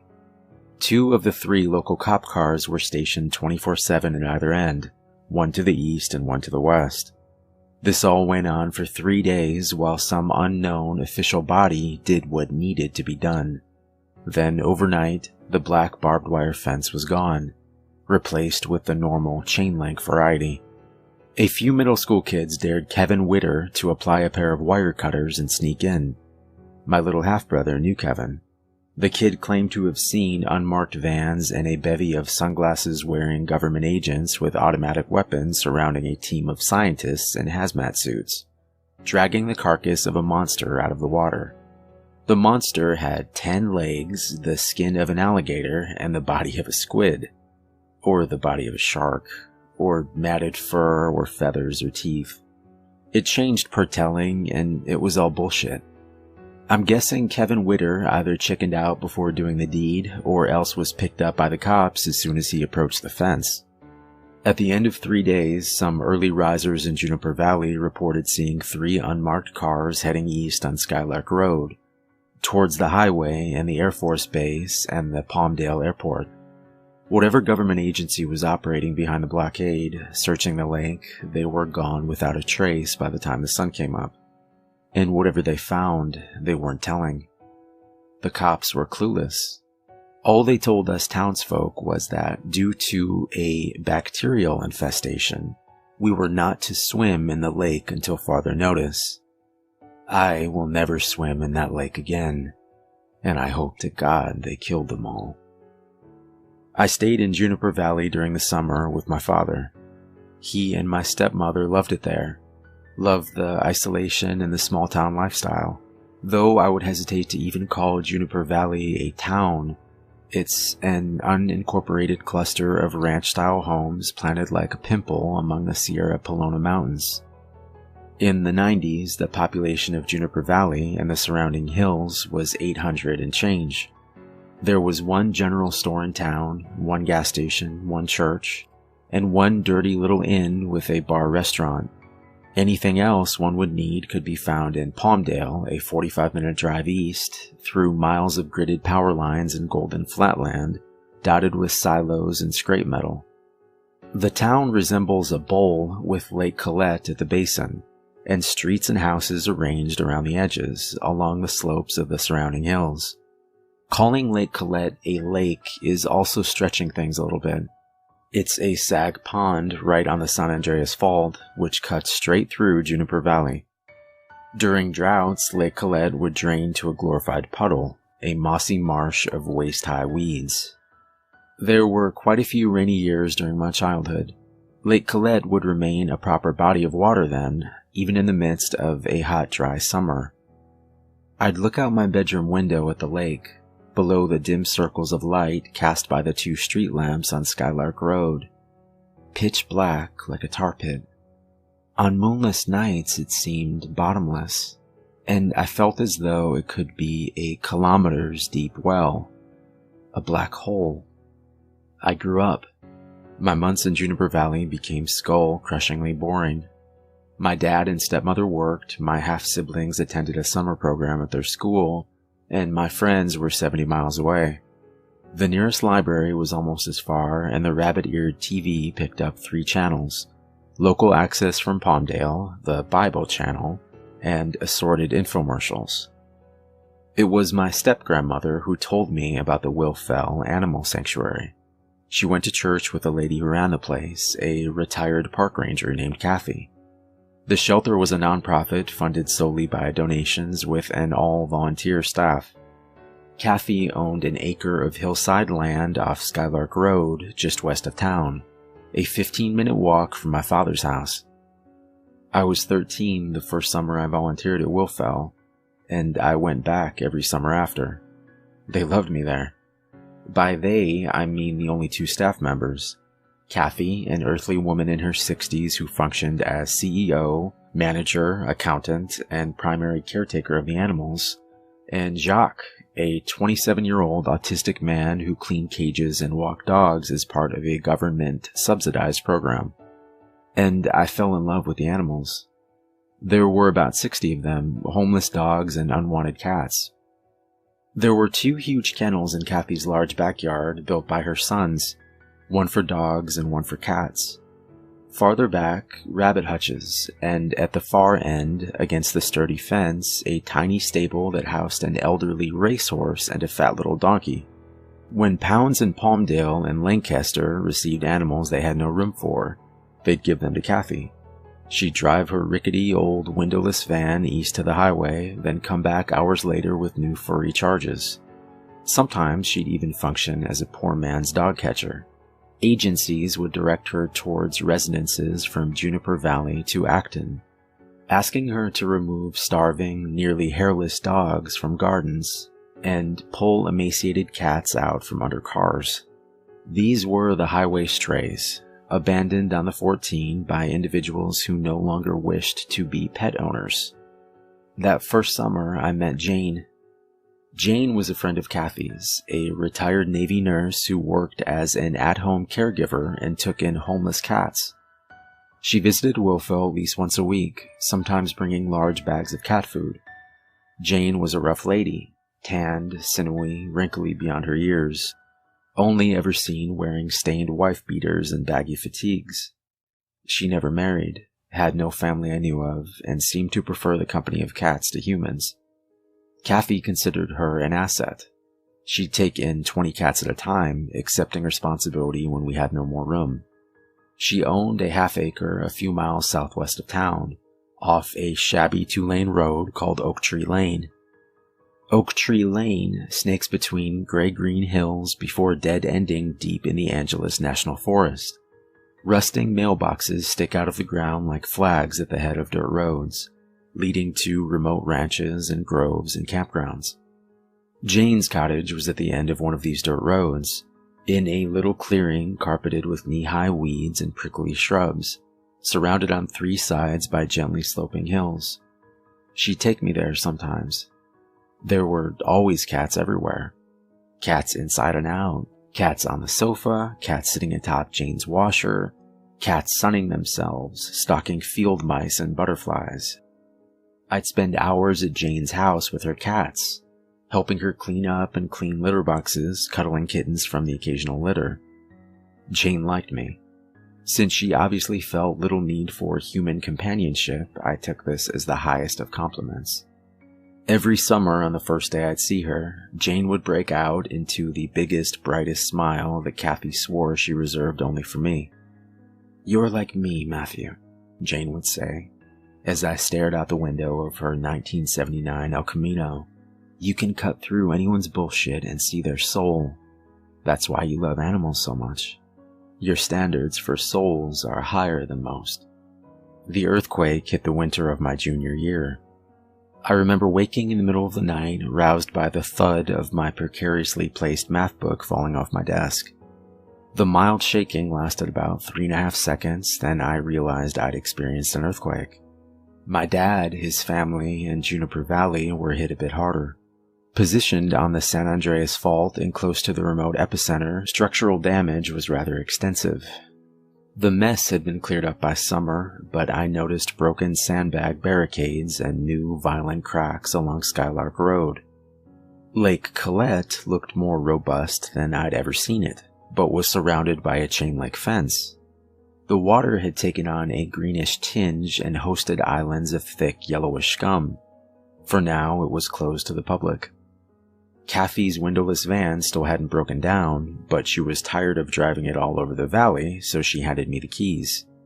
I enjoyed it at first, rambling through Golden Plains until I saw the boxy developments of Palmdale, rescuing filthy, unloved creatures from the clutches of abusive owners or uncaring bureaucracy.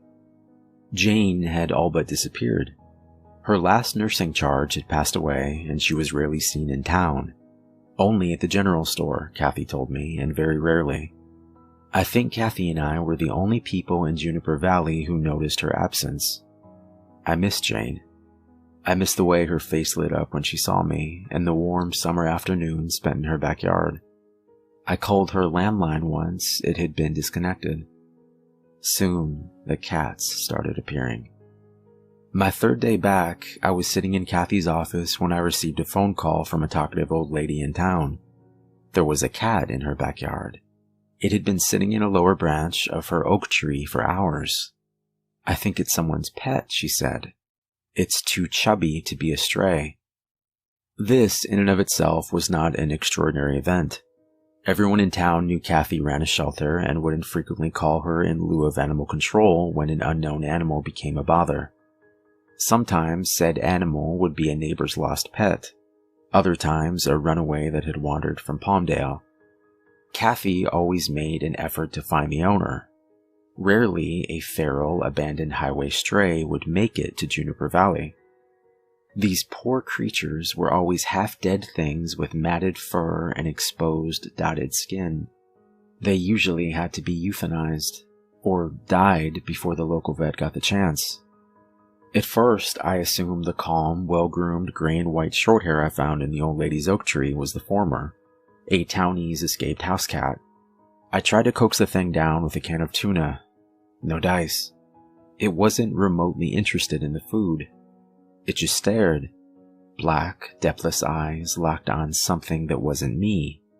I stood, tuna can in outstretched hand, looking like an idiot, for 5 frustrating minutes before giving up and going to the van to grab Kathy's net. When I got back, the cat was gone. I never saw it again. It bothered me all night. It was like the cat had been messing with me. And it happened again and again.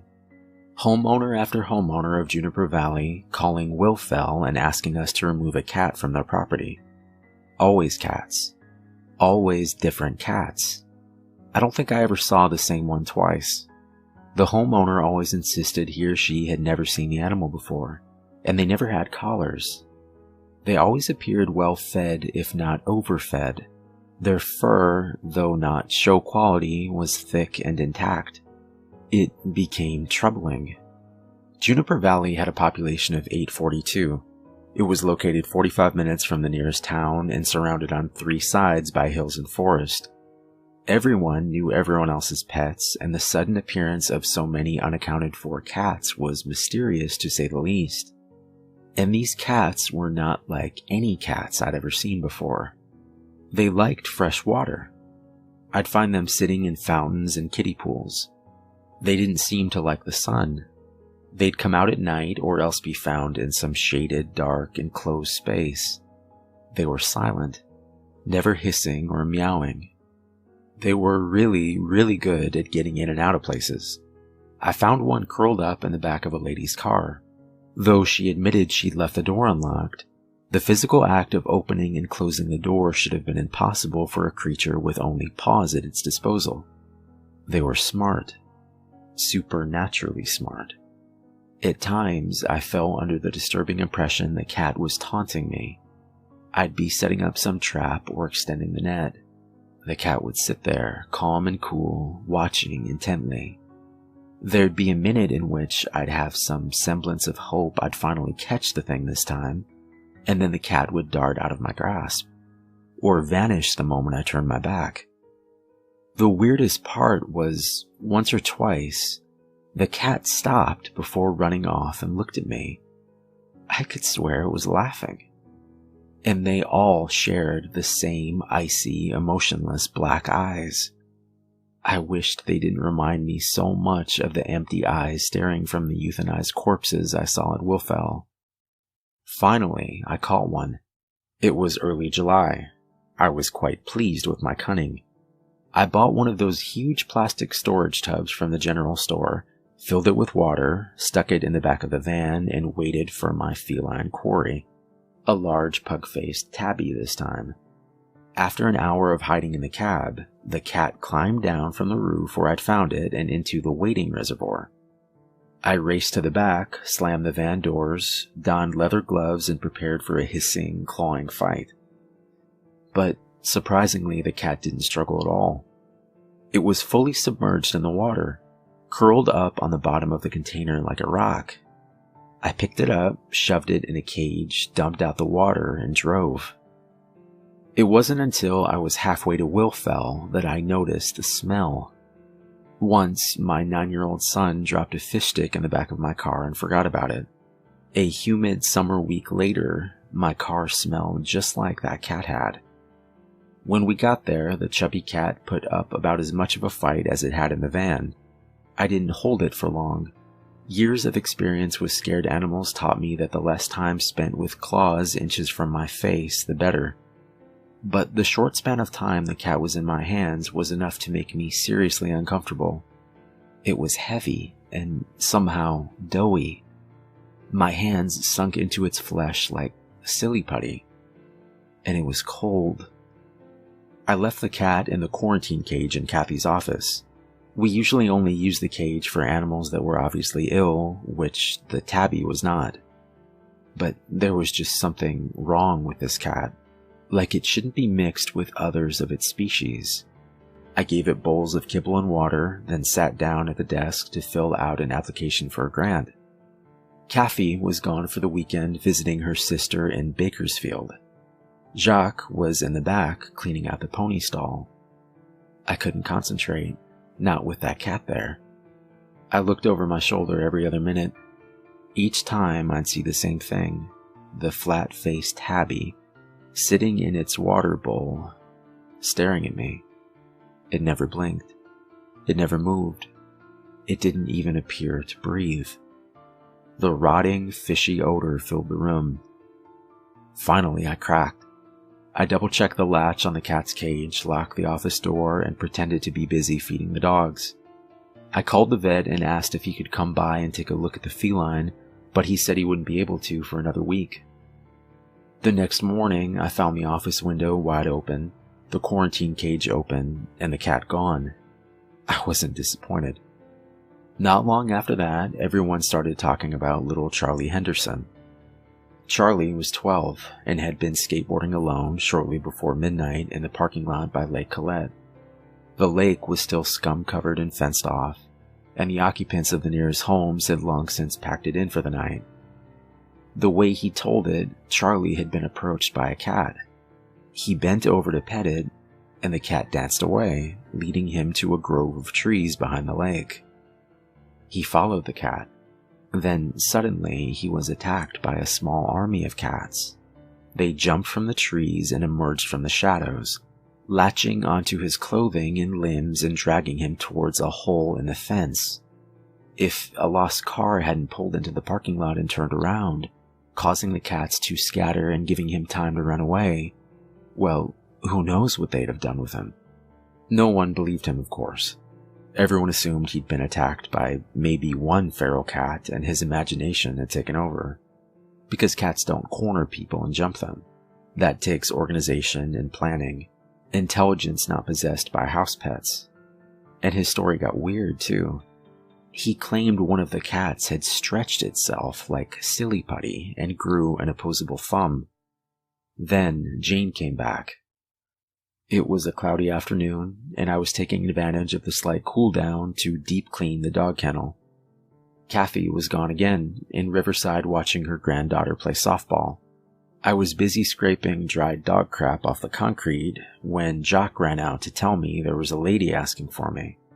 I wiped off my hands and went inside to find Jane staring at me from Kathy's living room. Jane had never been obsessive about her appearance, but if I hadn't known her so well, I would have assumed the gaunt, trembling figure in a stained wife-beater was a homeless woman. Her hair was a frizzy, matted mess of gray.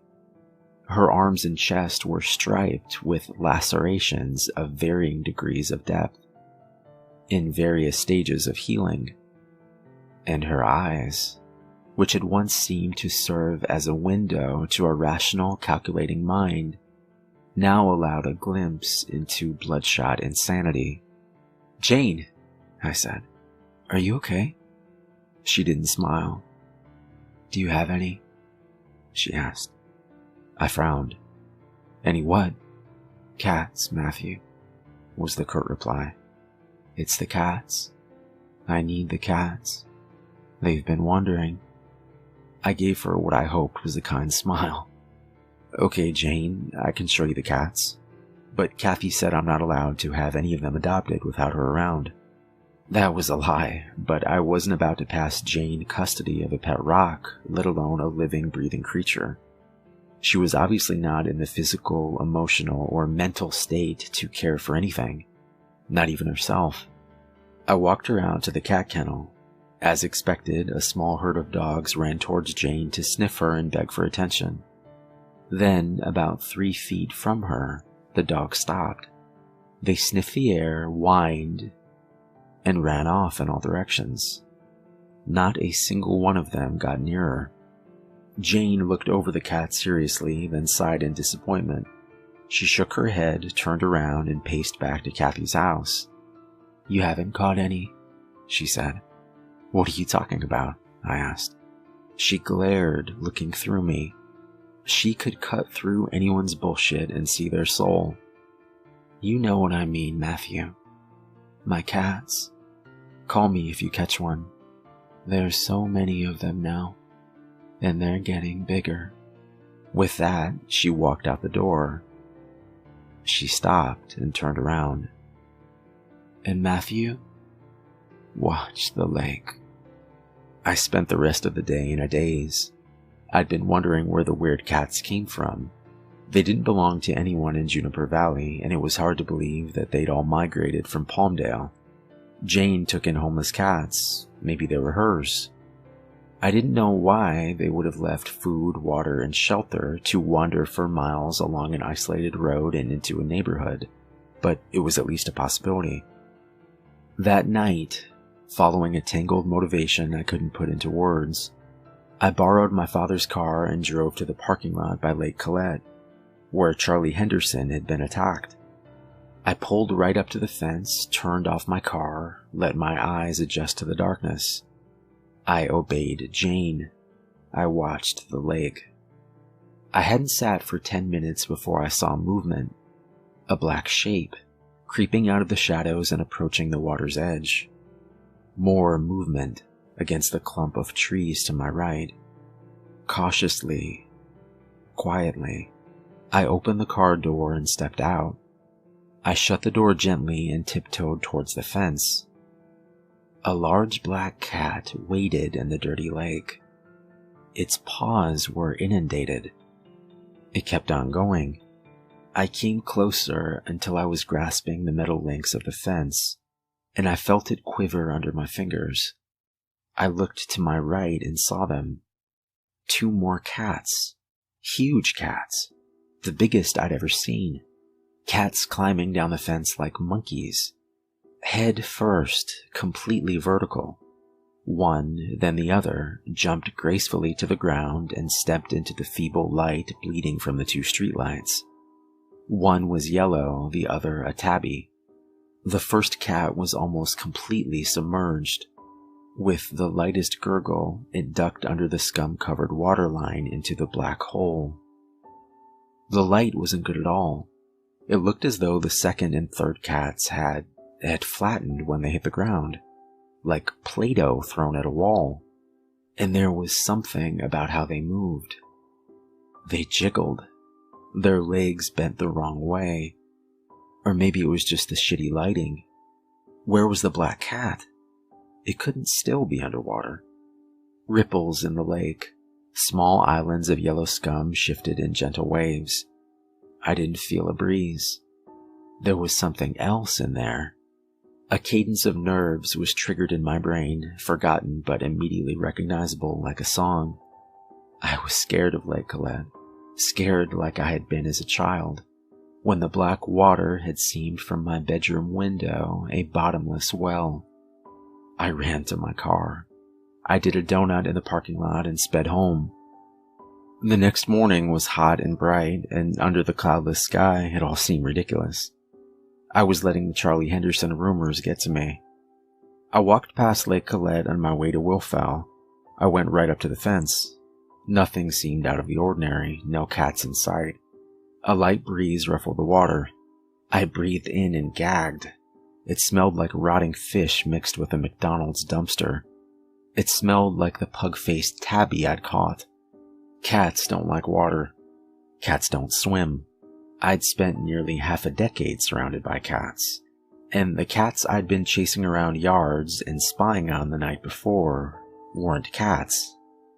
That smell. The way the tabby I'd caught had felt when I held it. Bloated and putty-like. Cold. Those cats didn't purr or meow. They didn't eat. Their intelligence and that stare, those glassy, corpse-like eyes that seemed to take in everything and nothing. And Jane, her cats, she'd said, they've been wandering. They're getting bigger. Maybe she was going nuts, living out there all alone in the wilds, a mile away from her nearest human neighbor. The dogs wouldn't come near her. Her own cats had been attacking her, apparently. How else to explain the scratches all over? Yet, still, she was desperate to have them back. I had to talk to Jane again. Kathy was still gone and it was Jacques' day off, so I planned on heading to Jane's lonely dirt road as soon as I fed the animals. But a couple from Palmdale called unexpectedly, asking if they could come by with their daughter to pick out a pet. By the time they'd selected a corgi mix and made arrangements to have the dog neutered, it was after 5. It was fine, it was still light out. I locked up, grabbed the keys to the van, and made my way into the hills. My teenage bravado waned as I traveled farther and farther away from Juniper Valley. There's no defined town line, but when you reach the intersection of Skylark and Oak Tree Lane, you're essentially watching civilization shrink in your rearview mirror. I'd forgotten just how far away Jane's shack was from anything, and just how desolate and lonely the mountain road became. I didn't see a single other car the whole time. Finally, I came to the rusted blue mailbox with Jane's numbers on the side. I turned on the dirt road. When I reached the apex, I saw Jane's shack. Carefully, foot on the brake, I made my way down into the valley. It didn't look like Jane was home. There was no light coming from the windows. I pulled up closer into the driveway, past the house, to the carport in the back. The back door was wide open, and Jane's El Camino was there. The cats weren't. No cats lounging in piles by the stairs. None prowling around the yard.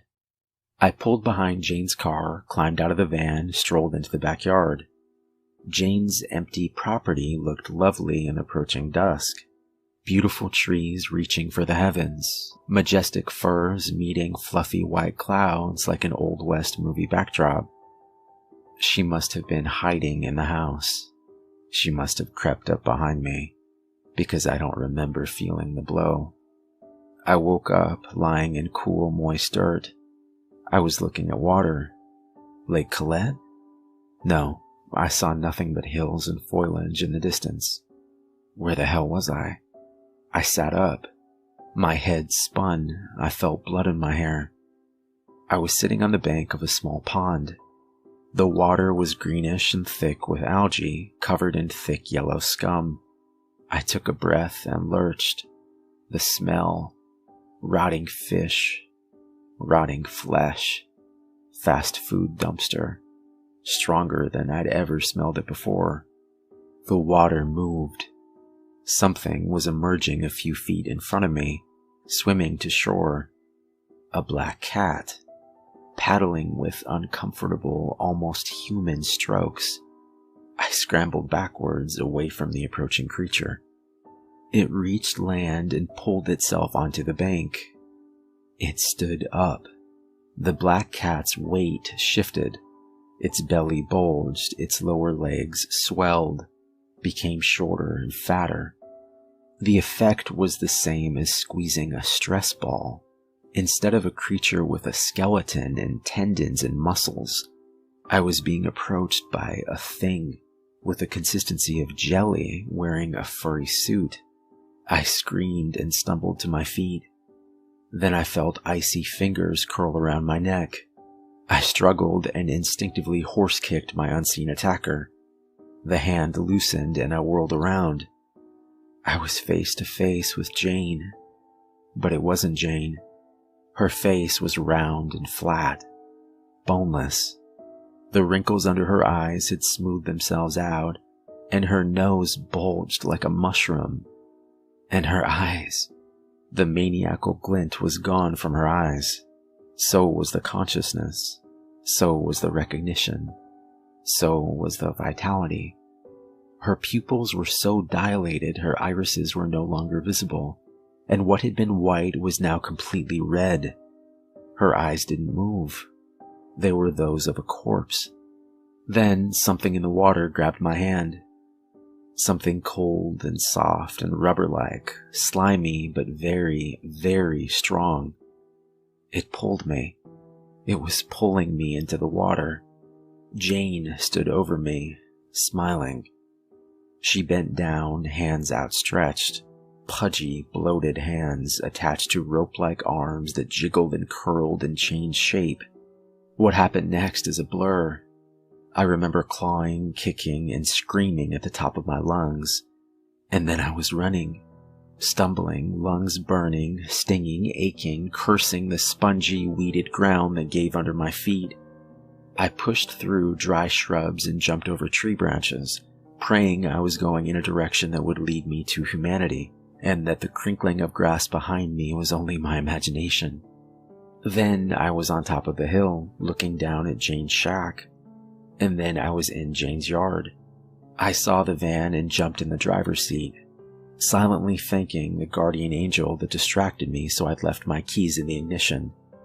I slammed the door. I looked up, out the windshield, and into the red and black empty eyes of the thing that had been Jane. It was smiling. She always reserved a special smile for me. I turned the key and gunned it. The van jerked violently. I slammed on the brakes, kicking up dirt like smoke. I felt a sticky moisture against my cheeks. I took a breath and barely managed to pull open the door before I projectile vomited. Even thinking about that acidic, rotting seafood stench induces a nauseous tickle in the back of my throat. I'd crushed Jane under the front right tire. She'd popped. The van still ran. I drove it straight to the police station. In the parking lot, I surveyed the damage. The front bumper was dented and a headlight was out. There was no blood. The mangled metal was splattered with glossy, opaque white goo. I was almost completely honest with the sleepy-eyed desk cop. I said that Jane tried to drown me in the hills behind her home, chased me to the van, and then I ran her over. But I left out the part where her body had taken on the properties of pasta and silly putty. The cop asked sarcastically if I'd been doing any drugs, but radioed a car to the site. Over the next week, I was questioned multiple times by the police.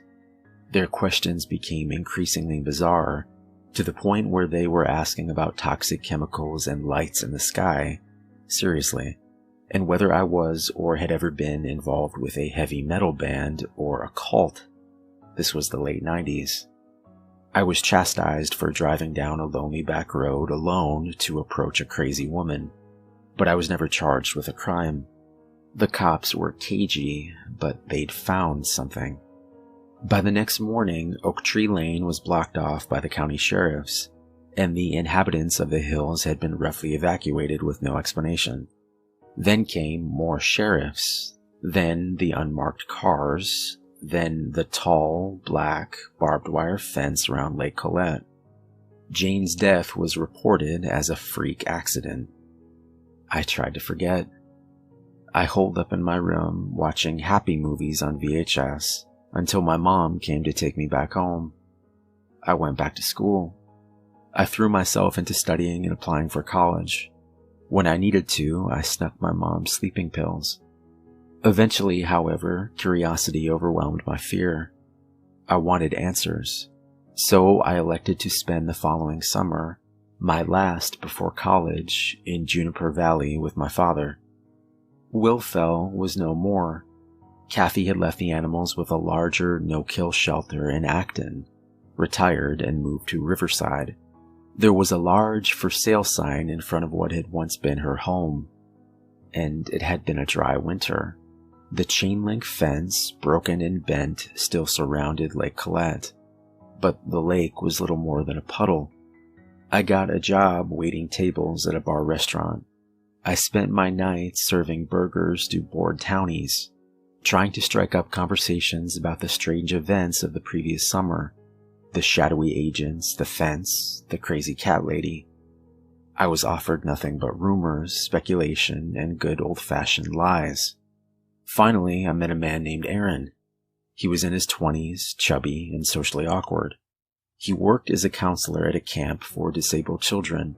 He talked about Dungeons and Dragons a little bit too much, and his uncle was a local cop. It was a slow night. I shot the shit with Aaron for a while. When I asked him if he'd heard about the crazy cat lady who died last year, he played it off like a tabloid headline. But I'd noticed his eyes widen and his hands tremble. I guess I got lucky. Aaron's cop uncle apparently had a weakness for Jack Daniels and a tendency to ignore police confidentiality when drunk. And that weakness must have been genetic, because an hour later, Aaron was singing like a canary. The night Jane had tried to kill me, 2 cops had been dispatched to her home off Oak Tree Lane, expecting to find an empty bottle of Everclear and a discarded bag of shrooms. Instead, they found what had been Jane. Pieces of her were scattered across the ground like debris. They radioed for backup, and a small posse spent the remainder of the night on a scavenger hunt for vital organs. They found skin.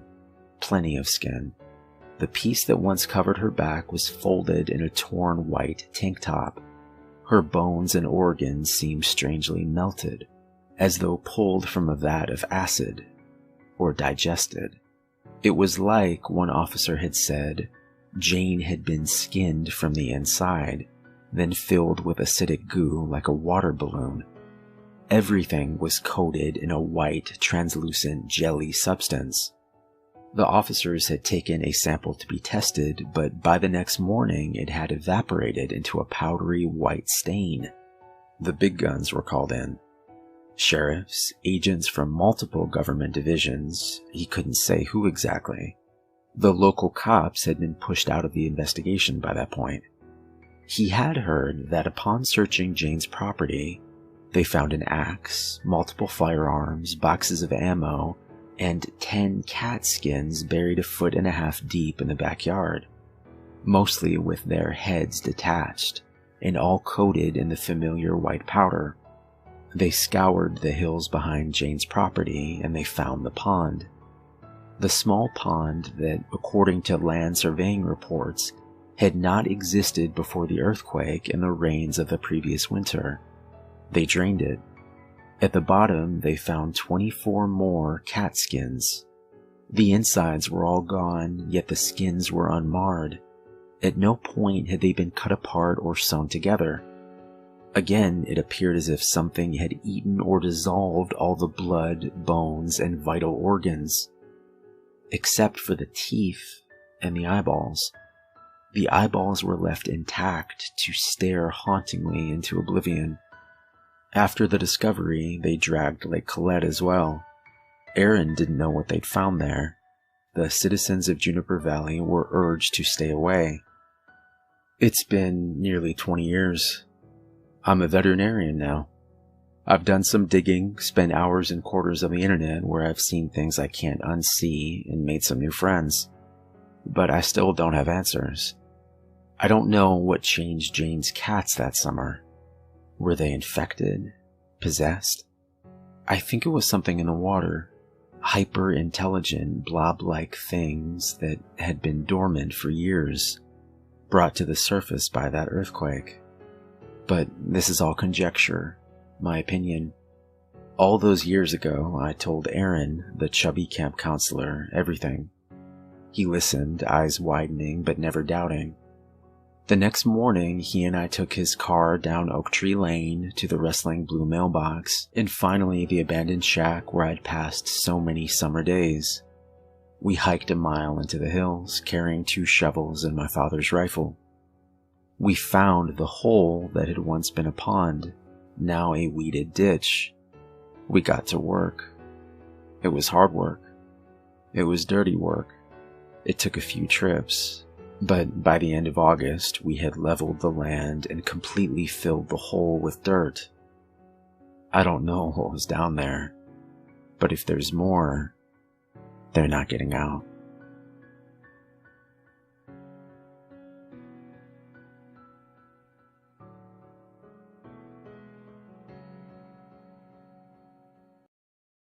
Ever wondered if things can just be born evil?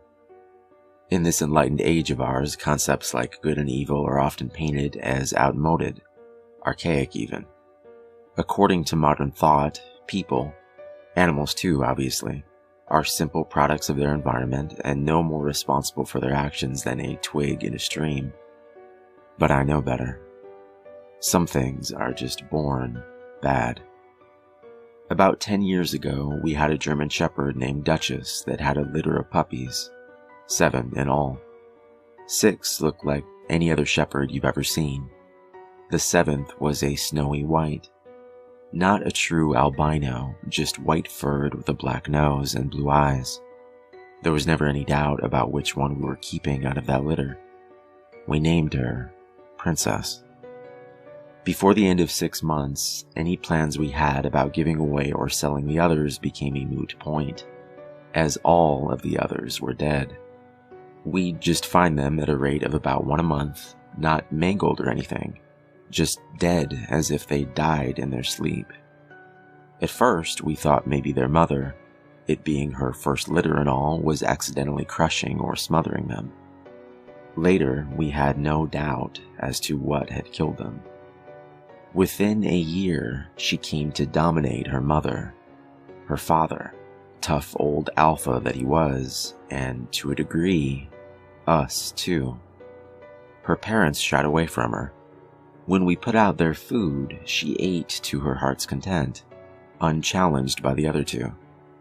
Once I tried to shoo her away and let the other two eat. She snarled at me, baring those perfect white fangs to her black gums, and loosing a growl so deep that I felt it in my guts more than heard it. After that, I left her alone too. I've often wondered if the parents of serial killers know that they have a monster in the making. I mean, sure, some of them are to blame for how their kids turn out, products of messed up households with systematic abuse of all possible flavors. But then there are the ones that seem to be true aberrations.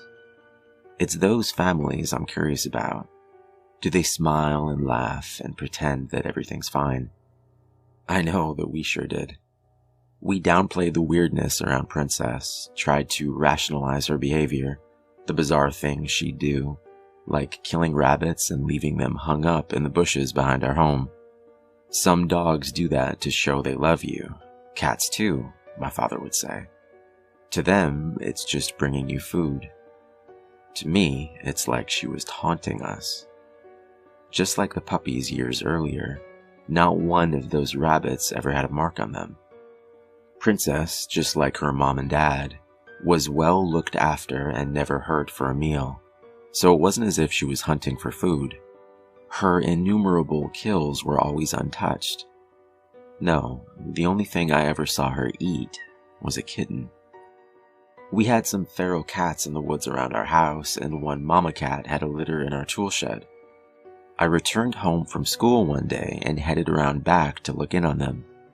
The door to the shed was open, and inside I found Princess, her jaws pink from her feast. As she devoured that last kitten, her beautiful blue eyes never left mine. The mama we found displayed on what I'd come to think of as the rabbit bush. The tipping point came that same year when we found her sire dead. He was the best dog we'd ever had, that we ever will have. We woke one Saturday morning to find him in the backyard lying dead without a mark, like so many rabbits before him. I can count the number of times I ever saw my father cry on one hand. That was one of them. That was also when we found out how she killed so cleanly. She strangled her prey, like a jaguar. The fur at her father's neck was still wet with her saliva. We spent that morning burying that good old faithful dog, and then he sent me and my mom away on some pretense. No words were spoken, but there was no doubt about what he intended to do. I'm sure that there are some of you reading this that will find the notion of putting an animal down to be abominable. But what other options did he have, really? Take her to an animal shelter? Give her to some other family? Who could do that and go to sleep with a clear conscience? As it turned out, we weren't getting any sleep that night regardless of our decision. We spent that afternoon at my uncle's house. Once, when I came in from playing to get a glass of water, I overheard my mom telling my uncle that she sometimes wondered if the dog was possessed or something. I'd sometimes wondered the same thing. Later that evening, not long before sunset, we got a call from Dad. Apparently, the deed was done. By the time we arrived home, he'd already washed up and changed clothes, but there was little he could have done to hide his wounds, even less to hide the haunted look in his eyes. Both his arms and one leg were bandaged, and that was bad enough. But what stuck with me all these years later was just how terrified he looked. It wasn't until I'd actually been through combat that I recognized that expression. It's how men look after they've stared death straight in the face. My father never talked about it, but he drafted a friend from up the street to come help, and it's from him that I get this part of the story. Princess was many things, bloodthirsty and evil chief among them, but stupid wasn't among them. In that, if nothing else, she took after her father. Her dad, Rocky, was famous for letting himself into the house if it was storming out. He'd figured out how to paw open the sliding glass door out to the patio. What was really astounding is that he also had the presence of mind to close it behind him. Not being stupid, she knew something was up and made herself scarce, disappearing into the woods. Dad, not wanting to put this off and being in full-on revenge mode, called his friend from down the road and filled him in. So off on the hunt, the two of them went. In his own words, she was laying for us. If it sounds absurd to say that Princess lay in ambush, then I've failed at conveying just how wrong everything about her truly was. She led them on a chase through those woods, barking whenever it seemed the stupid humans had lost her again. Then she laid up beneath an overhang on the creek bank, just where the path crossed it, and she waited. She was on my father the instant he stepped down into the creek, grabbing his leg and making him fall headfirst into the water. Then she went straight for his throat. My dad had already lost his rifle at this point, and he grabbed her with both hands to try to fend her off, wrestling with 115 pounds of teeth, claws, and muscle in a 1.5 feet of water, Princess savaging his arms all the while. At some point, he managed to work his legs up between him and the dog and kick her away from him, providing his friend with a clean shot, which he took, catching Princess through the chest. He put a second round through her head. He then helped my dad back home and to the emergency room, telling him he'd go back to see after Princess once they got home. "She can rot where she is," was all my dad had to say on the subject. After they got back from the hospital, our neighbor went back on his ATV to pick up Princess for burial. He was a dog lover like us, and it just didn't seem right to him to leave her. If he'd spent as much time tiptoeing around as we had, he might have felt differently.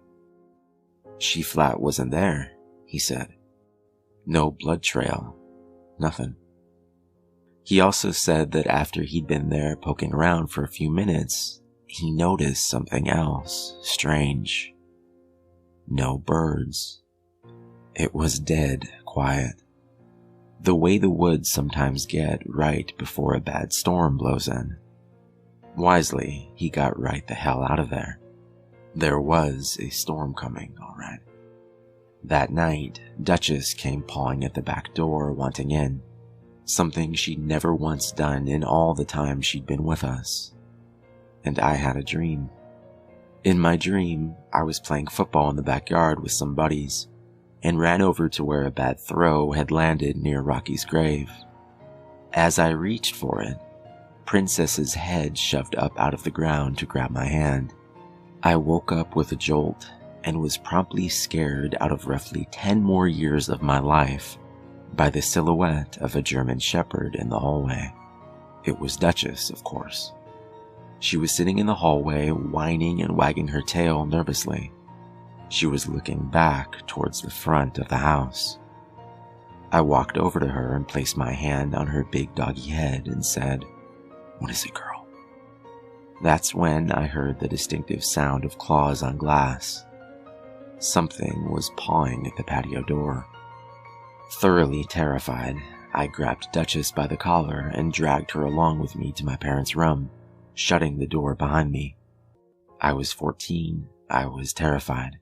But even in that terror, retreating to my parents' room wasn't just for the security of Mommy and Daddy. That's where the guns were. I woke them up and told them what I'd heard. Dad got up and locked the bedroom door and said, "Y'all lock yourselves in the bathroom." I heard the patio door slide open. If any of the rest of us had any doubts about what had just come into the house, Duchess sure didn't. The only thing she'd ever feared in this world was her own pup. A deep rumble of a growl vibrated in the floor beneath our bare feet, and Duchess's bladder let go as if on cue. Mine wasn't far from doing the same. What followed was a 6-hour exercise in pure terror, punctuated by snarling attacks on the bedroom door, crashes through the rest of the house as Princess found more things to break, whispered prayers from my mother, and litanies of curses from my father as another of his attempted forays out of the bedroom was thwarted. We were without a phone. The one on my parents' nightstand was dead. We'd later find the phone line to have been ripped out at the main box. My mom suggested that we try to make it to the car, and above and beyond everything else, it was my father's response to the idea that really scared me. Of the three of us, he was supposed to be the rational thinker, but what we got instead was, "Honey, I think that's what it wants us to do." As the world through the windows turned from black to gray, a quiet fell over the house. Mom and I watched through the windows, craning our heads in an attempt to get an eye on the patio door. But try as we might, the best we could manage was a view of most of the patio. More than enough concealment for a dog to slink in or out, even a big one like Princess. After an hour of silence, my dad quietly opened the bedroom door. I remember thinking what a useless gesture any attempt at stealth was. Dog senses are so much more acute than ours that we might as well have fired a 21-gun salute. Dad stopped in the hallway and shooed me back to the bedroom. "Don't come out until I say." Carefully, he made his way through the house to the patio door. We heard him shut it before he shouted back to us to stay in the bedroom till he told us to come out. Through the door, I could hear him moving around, and what seemed to be him dropping things into a garbage bag. After about 30 minutes, he gave us the all clear. What greeted us was a disaster. Ripped up cushions and pillows, destroyed furniture, shredded papers and books all over the floor. But most terrible were the smears of gore all over everything. My mother wondered aloud at what she drug into the house. Grim-faced, my father didn't answer. He simply turned and headed out the back to bury Rocky for a second time. We cleaned up as best we could while Dad drove down to our neighbor's house to make all the appropriate calls. After all these years, I still wonder what portion of homeowners insurance covers attack by undead demon ghost dog. Unspoken, we all wondered what the night would bring. As it turned out, we never got a repeat, but Duchess never left the house again. Time rolled on. Occasionally, we'd find a new present on the rabbit bush. Just a friendly reminder, another token of Princess's abiding love. About 2 years into college, my dad called to tell me that our neighbor had passed away. "Heart attack in his sleep, the coroner says," said my dad. But what we were both thinking was, not a mark. There are plenty of nights where I wonder what the last thing was to pass before that old bachelor's eyes. I can guarantee you it stared right back. I've seen firsthand how it feeds. Not long after that, my folks put the house up for sale. I sort of acted as go-between on that deal. About a week after the new owners moved in, I received a call from the man of the house. He wanted to know if we'd left any pets behind when we moved. Already fearing the answer, I asked him why he asked. "Oh, me and the kids keep seeing this white shepherd in the woods. Pretty." Pretty.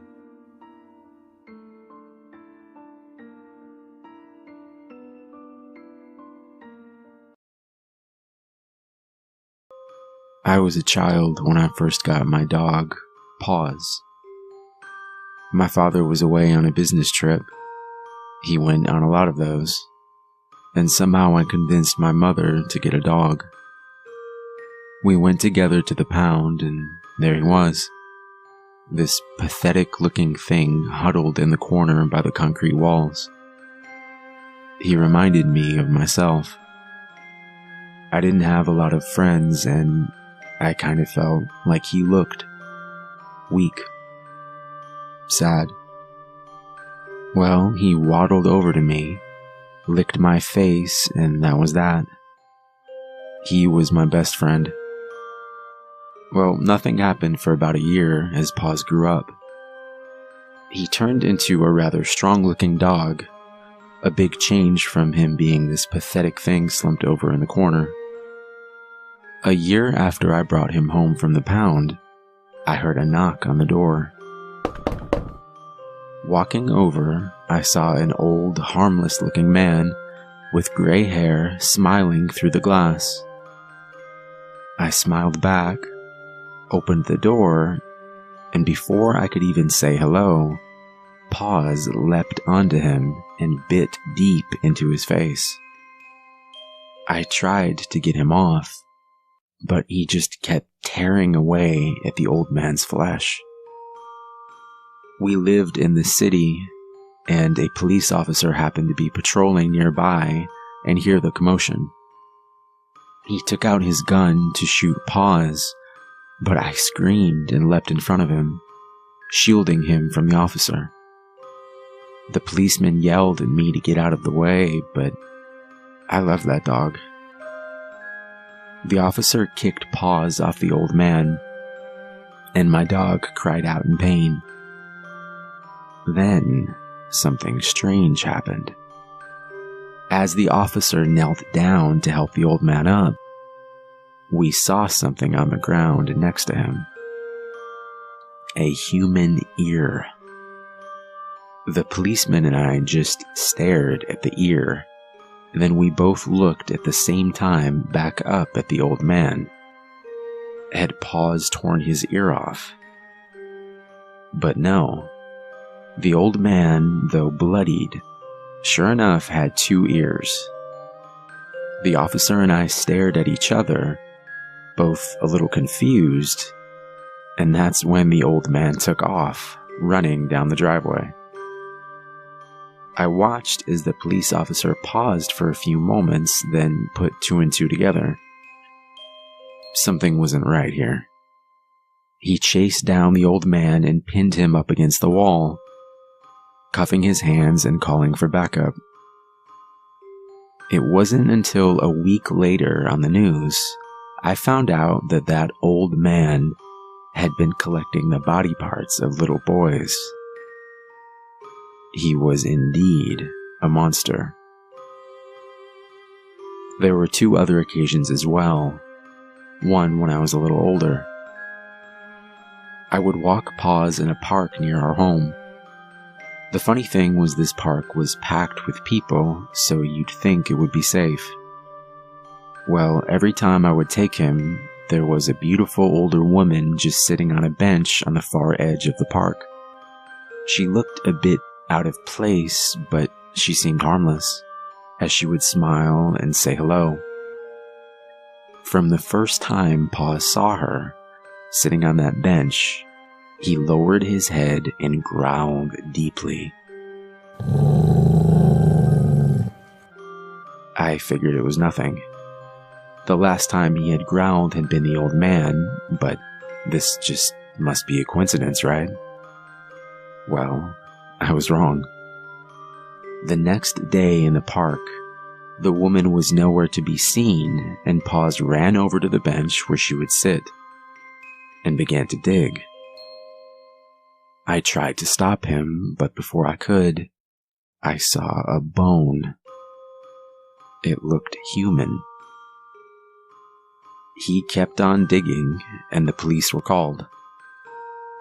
A few days later, again on the news, it turns out that that beautiful woman had murdered her husband and 2 children last summer, burying them in plain sight, right in the park. Well, many years have passed, and Paws is older now. 13, actually.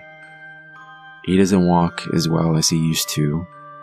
He can barely see anymore, and his eyes are cloudy, as if a mist is covering them more and more. I can barely stand the thought of losing my best friend. Well, I met Colleen about 5 months ago, and she is everything I could ever want. Smart, beautiful, kind, loyal. She's wonderful. She even volunteers at a home for sick children who are dying. She stays with them as they go through their last moments. It's amazing the type of woman that she is. I'm so lucky. Well, I had just proposed the week earlier and couldn't wait to introduce her to my parents. And, of course, Paws. We flew across the country, holding hands the whole time on the plane flight like we were teenagers. When we got there, we got in a cab and headed over to my parents' home. Opening the door, my mother smiled and instantly gave Colleen a hug. My father walked over behind her, smiling as well, and told her welcome to the family. John has said such wonderful things about you. I asked about Paws, and they said nothing. Knowing how much I loved my dog, they were dreading telling me the news. They had taken him to the doctor, and he would have to be put to sleep in the morning.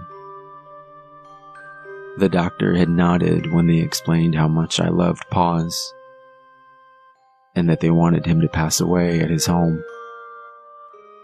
He was in the other room, laying on a blanket and sleeping.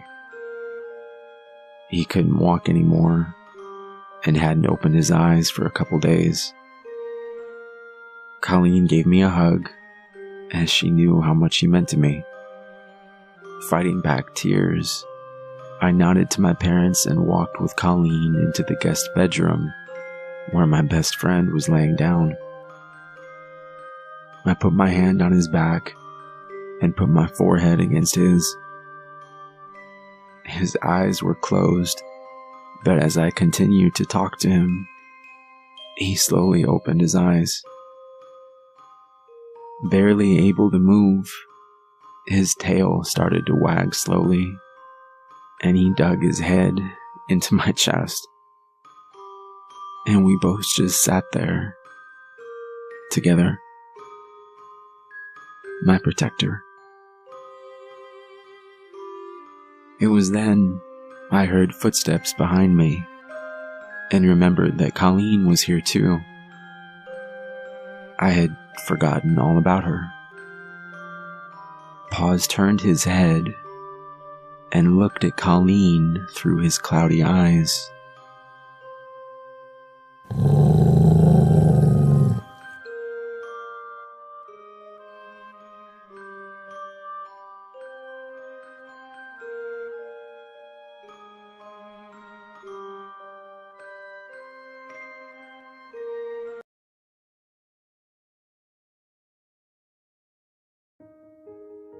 I used to look out the rusted iron bars of my window and dream about being a bird, The chain that shackled me to my bed was just long enough to reach the windowsill, and so every night after my father would visit my room, I would lie awake and wait for the first rays of light to creep over the horizon, then walk over to my window and listen to the morning's first few notes of birdsong. Their melodies were so beautiful.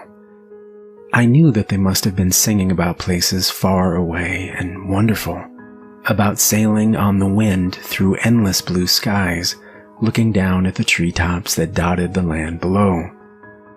Then, one morning as I lay in bed, something impossible happened. I had fallen asleep the night before and would have missed my morning birdsong but for a tapping on my window. I rubbed the sleep out of my eyes and sat up to see a crow sitting outside on the sill, tapping my window with his beak. I crept over to the window and smiled at the bird. "Hello, Mr. Crow," I said. "Hello, little girl," said the crow.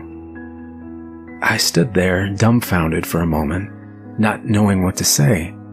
Finally, after what seemed like an eternity, I forced myself to speak. "You know how to talk?" I said. "All birds know how to talk," he replied.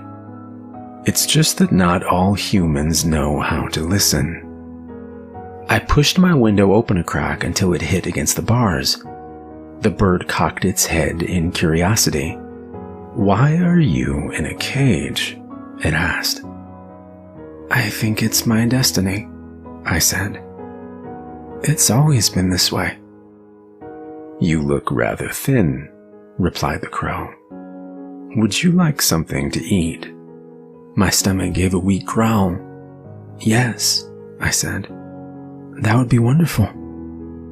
Without another word, the crow took flight. A few minutes later, he returned with a small branch of figs. The crow watched me as I greedily devoured the fruit. After I had finished, he stared at me for a moment before speaking again. "I didn't know they put people in cages," he said. "Do you think they mistook you for a bird?" "I don't think so, Mr. Crow," I said. We spent the rest of the day talking. The crow told me all about what it was like to fly, how there was no better feeling in the world. He told me about the faraway lands he had visited when he was a young bird and could still make the journey north with the changing of the seasons.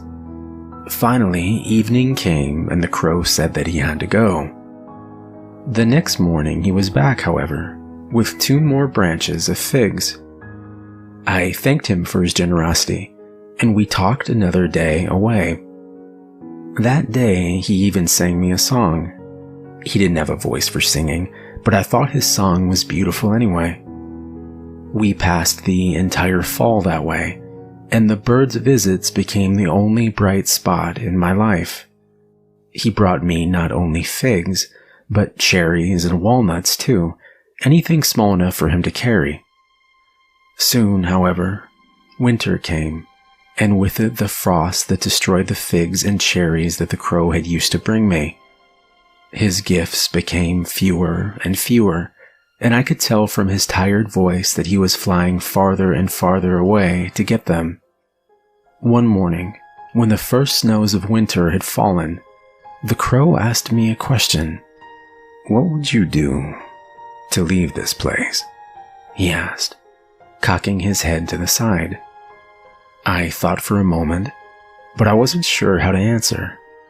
Finally, I told the truth. "I would do anything to leave this place," I said. "Anything at all." The crow solemnly nodded and said, "The frost isn't the only thing that winter brings."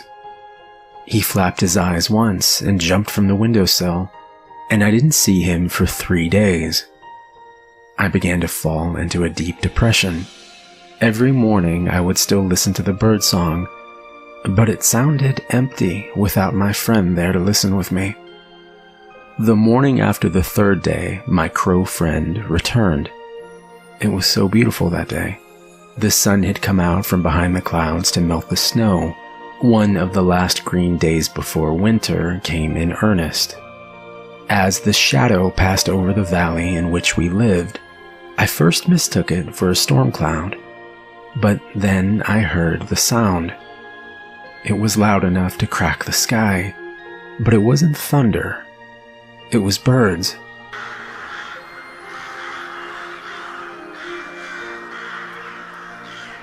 Thousands upon thousands of them descended on our house. A whirling storm of beating wings and shrieking caws, they crashed into the walls and windows, pecking at them with wild ferocity. The house shook under their assault, and their calls were so loud that I didn't even hear the windows breaking. They were not so loud, however, that I could not hear my father scream. It was over in a matter of minutes, and the key to my shackles slipped under the door. I rushed over and picked it up with trembling hands, sliding it into the metal cuff around my ankle and turning it. The cuff came loose with a heavy click, and for the first time I was free. The key to the door slipped under the jamb as well, and I opened the door to the rest of the house. The place had been all but destroyed. There was splintered wood and broken glass everywhere, and in the center of the living room was what remained of my father, a pile of blood-stained feathers. The birds had all flown off, but Mr. Crow sat on top of the living room fireplace, regarding me with a curious look. "Now you can fly free, little girl," he said.